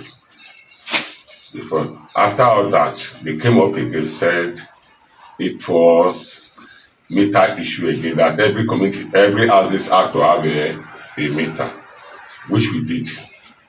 We have to. I have my own receipt. I have my paper meter in my residential house here. So after all that again, they came up with a past bill. We, before we make that transformer, got that transformer, we've been glad out for 10 years here. They came with a bill to us again that we need to pay a standing bill. We went to Testament, their office there. After we left the one at the bypass, they were delivering us. Before they now refer us to the one at bypass. I don't want to mention name of the manager there. Got in there again, he said we have to go for all those things. We need to fulfill all those things which we did. After that, they now on the light for us. As they on the light, not up to a month, we were still in blackout again. So at the end of it, we went again. They said it was according to them that the electric wiring merge. That was the cause that they now cut us off again from EOY again, which we not pay. We need that amount again. The Chile community, which is the Kabetu, Igbo and Igbo. After that, they brought a light for a week again. After a week, they cut us off again. They said, EOY is owing. We now went to the office again and told them that if EOY is owing, does that mean it affects our community? We are blackout. So I told you this. So before we sort all those things out, we have already made up our mind. We can go away with our neighbor. When our father was living with a lamp and all these things, we were enjoying it. We cannot be paying for what we are not using. We cannot be paying for what we are not using. So if they feel they want to cut us off from this NEPA issue, they should cut everybody off totally, so that we will know that we are not with NEPA. Not that after 3 weeks, they will not bring a light under 22 hours or 3 hours. They will come and collect their money. It's unfair to the masses. The electricity issues and challenges that BEDC in the state is devastating, in the sense that as a minister I suffer a lot in terms of electricity. As an individual, not only me, the entire people of Edo State, and not only in Edo State, Nigeria as a whole, we are really facing electricity challenge in the country, in the sense that we are not getting constant light. Even though the tariff of electricity is high, people don't even get the light. I don't know how the government will enhance constant light for the Nigerian people, especially in Edo State here. We are seeing the government are not taking a proactive step towards this direction. But if the government will be able to ensure that people are paying for electricity and they are not getting electricity, government should take a drastic step in this direction by making sure if people have constant light, people will want to pay for it. But a situation where you don't see light, at the end of the month you see BEDC personnel coming to people's house to come to cut lights, is really a problem. My major concern is that let them provide us electricity and people will pay for it. But a situation whereby we don't have constant light, out of 24 hours, people cannot boast of 3 hours light in a day. It's a problem that we are really facing. People who are doing business cannot do business effectively. People who are doing business, they want to make sure their food stuff does not get spoiled. Nobody can preserve their food again. Even though they cook, you cannot preserve it. Even though electricity for our artisans to work, they cannot get electricity to empower their equipment in order to boost productivity for the entire society. It is really a problem. The state of electricity in our country, in our state, is very poor. very, very poor. We don't know how government is creating effectiveness on this aspect. We say Nigeria is generating electricity and the neighborings are getting electricity, and the people that are in this country are not benefiting it. Nigerians, we are crying. As a person, I am crying. We don't say as an individual we don't want to pay for electricity. We are not saying that they should give us light for free, but let them make light available and let people pay for it. They often tell us the national grid is collapsed. So ultimately, it's to develop enough capacity, the whole process of generation, distribution, and the rest of it. And then the enabling law, the happy thing, investors can now enter the electricity market, generate and sell. So we do hope that will be a great deal of improvement, because without electricity, really, we are going to remain in the Stone Age. You know, we cannot industrialize. Even domestically, we cannot have the comfort we should derive from electricity. You know, we should consider all the options, whether the new sources like wind, solar in our country, so that we're able to generate enough for our consumption. The darkness is cover for any kind of nefarious activity. Yeah, so if the place is not well lit or substantially lit up, people can ordinarily hide under the cover of darkness to perpetrate just anything, not just robbery, kidnapping, and whatever you have. Yeah. Don't also forget that we now have private investors. The government doesn't have so much to do with electricity anymore, apart from regulation. So they also have to maximize their profit. So it may have been a mistake in the first instance, divesting from electricity at the level of government. Let me talk about the state where I live, where I reside. The total blackout is nothing to write up about. We really suffer when it comes to light. Edo is suffering. I think our governor is trying to, we have to do more. Our Excellency, Senator Monday, our governor of Edo, Executive Governor, you have to do more when it comes to that light issue. We are suffering. There are some of us who can provide electricity for ourselves, solar and all that. Maybe a generator, this was the case, maybe, but not everybody.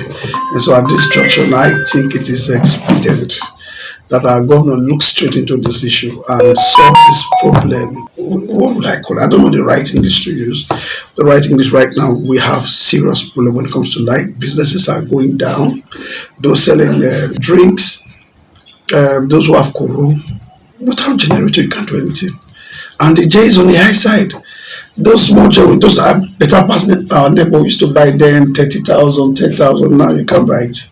Then the other one is the Tiger and the LMX 1 point something for ordinary generator. So it doesn't make any sense at all. So we're begging on our executive governor, the governor that knows what to do, to please to look into us and save us from darkness. Then when it comes to these funny BDC people, we're raising a child that came from the US and the others. The first thing they learned in Nigeria is NEPA don't bring light. Children brought from abroad, the NEPA don't bring light. Can you imagine such? And so these funny people, 2 days, they'll bring the light on and off for 2 days. The next thing they'll come with their estimated billing. They start dragging people, wires and all that. It's high time. I think it's high time we stand our ground and let them know that we're not fools. We are Nigerians. We all own this nation. It belongs to nobody. It belongs to nobody and it's for everybody. We should stand our ground and fight for our rights. This BDC, but may they pack, may they go. NEPA still better pass. You can't go out at night when there is no light. The security issue is what the government is trying. I cannot chrome them in one day, but we individual too. Like the police used to say something, say something. But sometimes when you say something, they use it as a bait. And so we need to. Edo State government need to give us security as well. Nightlife in Benin is almost gone. But I also want to say kudos to our governor. For the first time, it was December free of bloodshed. It was wonderful. Look, we have most of our people in Nigeria right now, those living in diaspora, those living abroad. Many of them came December and this January. they came and they're enjoying it. So I believe our excellent governor, our excellency, can do more about that to give us more security. Like those travel, if you're traveling from Benin to Akure, Benin to Ifon, those roads are no-go area at night. You can't date. So I believe with all hands on deck and our governor and the police, our CP, let's hope and pray for our action governor to do something about insecurity. ADDC, since they came in, I don't think they have done well by my own assessment. And darkness is synonymous with demonic things. And they have thrown their city into darkness, Benin City, Edo State as it were, is in darkness. And I think that the government should step into the matter to do something about the situation. Because the way I look at it is that, for me, I think it is deliberate. Because there are some areas that have light, they call it dedicated light. So why can't everybody have the same light? Because there are areas for 2 weeks no light, for 1 month no light. Some people have 3 hours a day, some people have 1 hour. And if they bring light in this 20th century, people shout, hey! They'll be saying up NEPA instead of up BEDC, which is BEDC. So the thing is that government should step in and help us. People are dying, and most people are paying for darkness. They go there, they threaten people, they bring light when it is mountain for 3 days, 2 hours, 3 days, they come and collect money and they shut it down again. So I think the government should step in. If they are going to be thrown out, they should be thrown and bring people who can give us light, who are ready to pay. It was privatized. That was a good intention by government, but the people that did it, I'm sure they gave it to their cronies who does not know anything about the management of light, and that's why we are where we are. It has really hampered nightlife because you don't work in darkness. And then the only thing that is helping us now is this solar that people put everywhere, and some persons that have money to buy diesel and buy fuel. It's not everybody that have that kind of money. So it has really disturbed or hampered nightlife, but government is trying to bring it back by putting street light and everything. So we commend them. We pray that God will give government more power, more strength, more wisdom to do what they have to do. And there's individuals are also trying by helping to lighten up everywhere. So we praise them. But for BEDC, I think they should go. Make better people. The situation of electricity in Benin here now, I will give them at least 30%. They don't even up to 50% from area.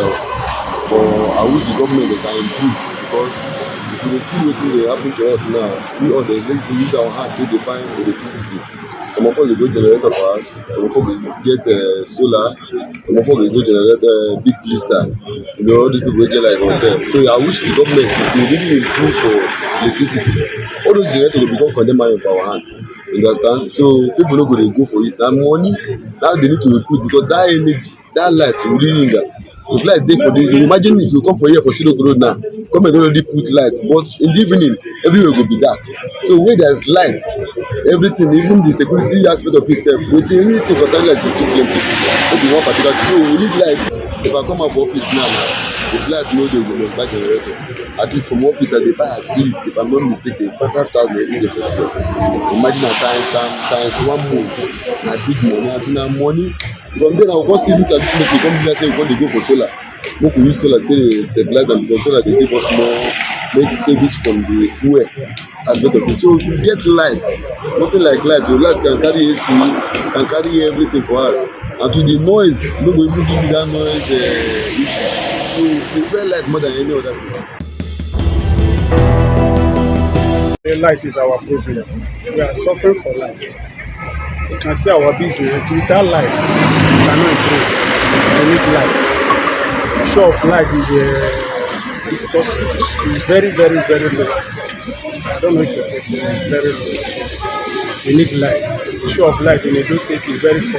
Patronage is very low. You can see we bought fuel at least every day 10,000, 15,000 a day. But you can stay 2 days, 3 days, no light. The show of business is very, very, very low. Very low. So we are begging government to improve on light aspect. Without light, you cannot sell bulb, you cannot sell fan. You understand? When you have light, you prepare to buy fan. Not everybody can provide solar for his house. Actually, we need light. Electricity in Benin City or in Edo State has been with mixed feelings, because to some they will give the positive nod that they are faring well with the supply of electricity, but with some become so epileptic of recent.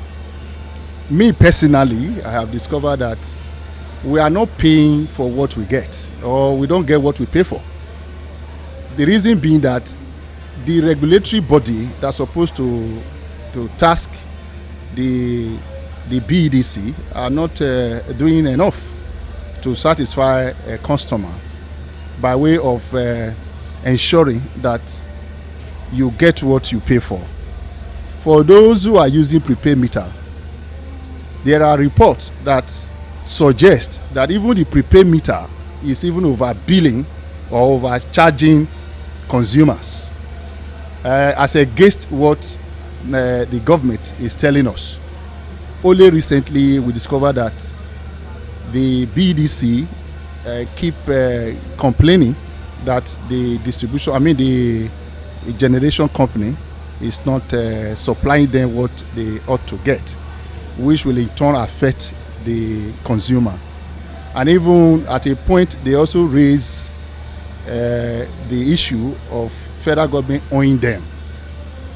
But just recently the federal government has paid a huge sum of money to liquidate what they are owing this distribution company. But looking at the experience of consumer in terms of the electricity supply, it is so appalling. They will either give you excuse of faulty transformer, which they left for the consumer to contribute money to fix, whereas it is supposed to be the onus of BDC to fix the transformer so that they can in turn supply electricity to the consumer who pay for that service. It's like you are buying a recharge card. I am not sure that the recharge card you buy is what they give you. It varies from quarter to quarter. It varies from consumer to consumer. For example, for those who have been using the analog or the estimated billing, you will discover that whatever they bring, which is not subject to negotiation, by the time you now procure your own prepaid meter, they will bring everything inside the bill and begin to roll out deductions arbitrarily without consulting with the consumer. Even the estimated billing they brought was not even discussed by the consumer. So, and there is nobody that is there to advocate for the consumer or to leverage on the complaints. Nobody to complain to. So that makes it very, very heartbreaking. So for me, I believe the federal government and indeed the lawmaker, the National Assembly, should set up a body where consumer can run to and lay their complaints, so that there can be an equilibrium between the consumer and the BDC, for example.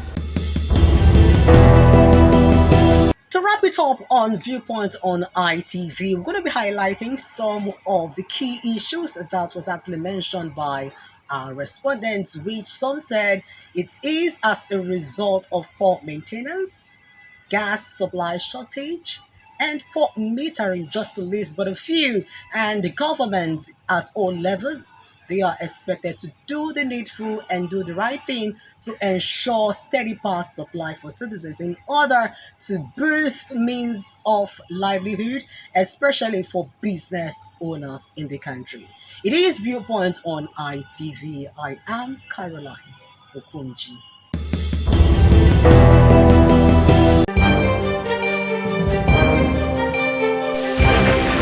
This is ITV. Certainly the best.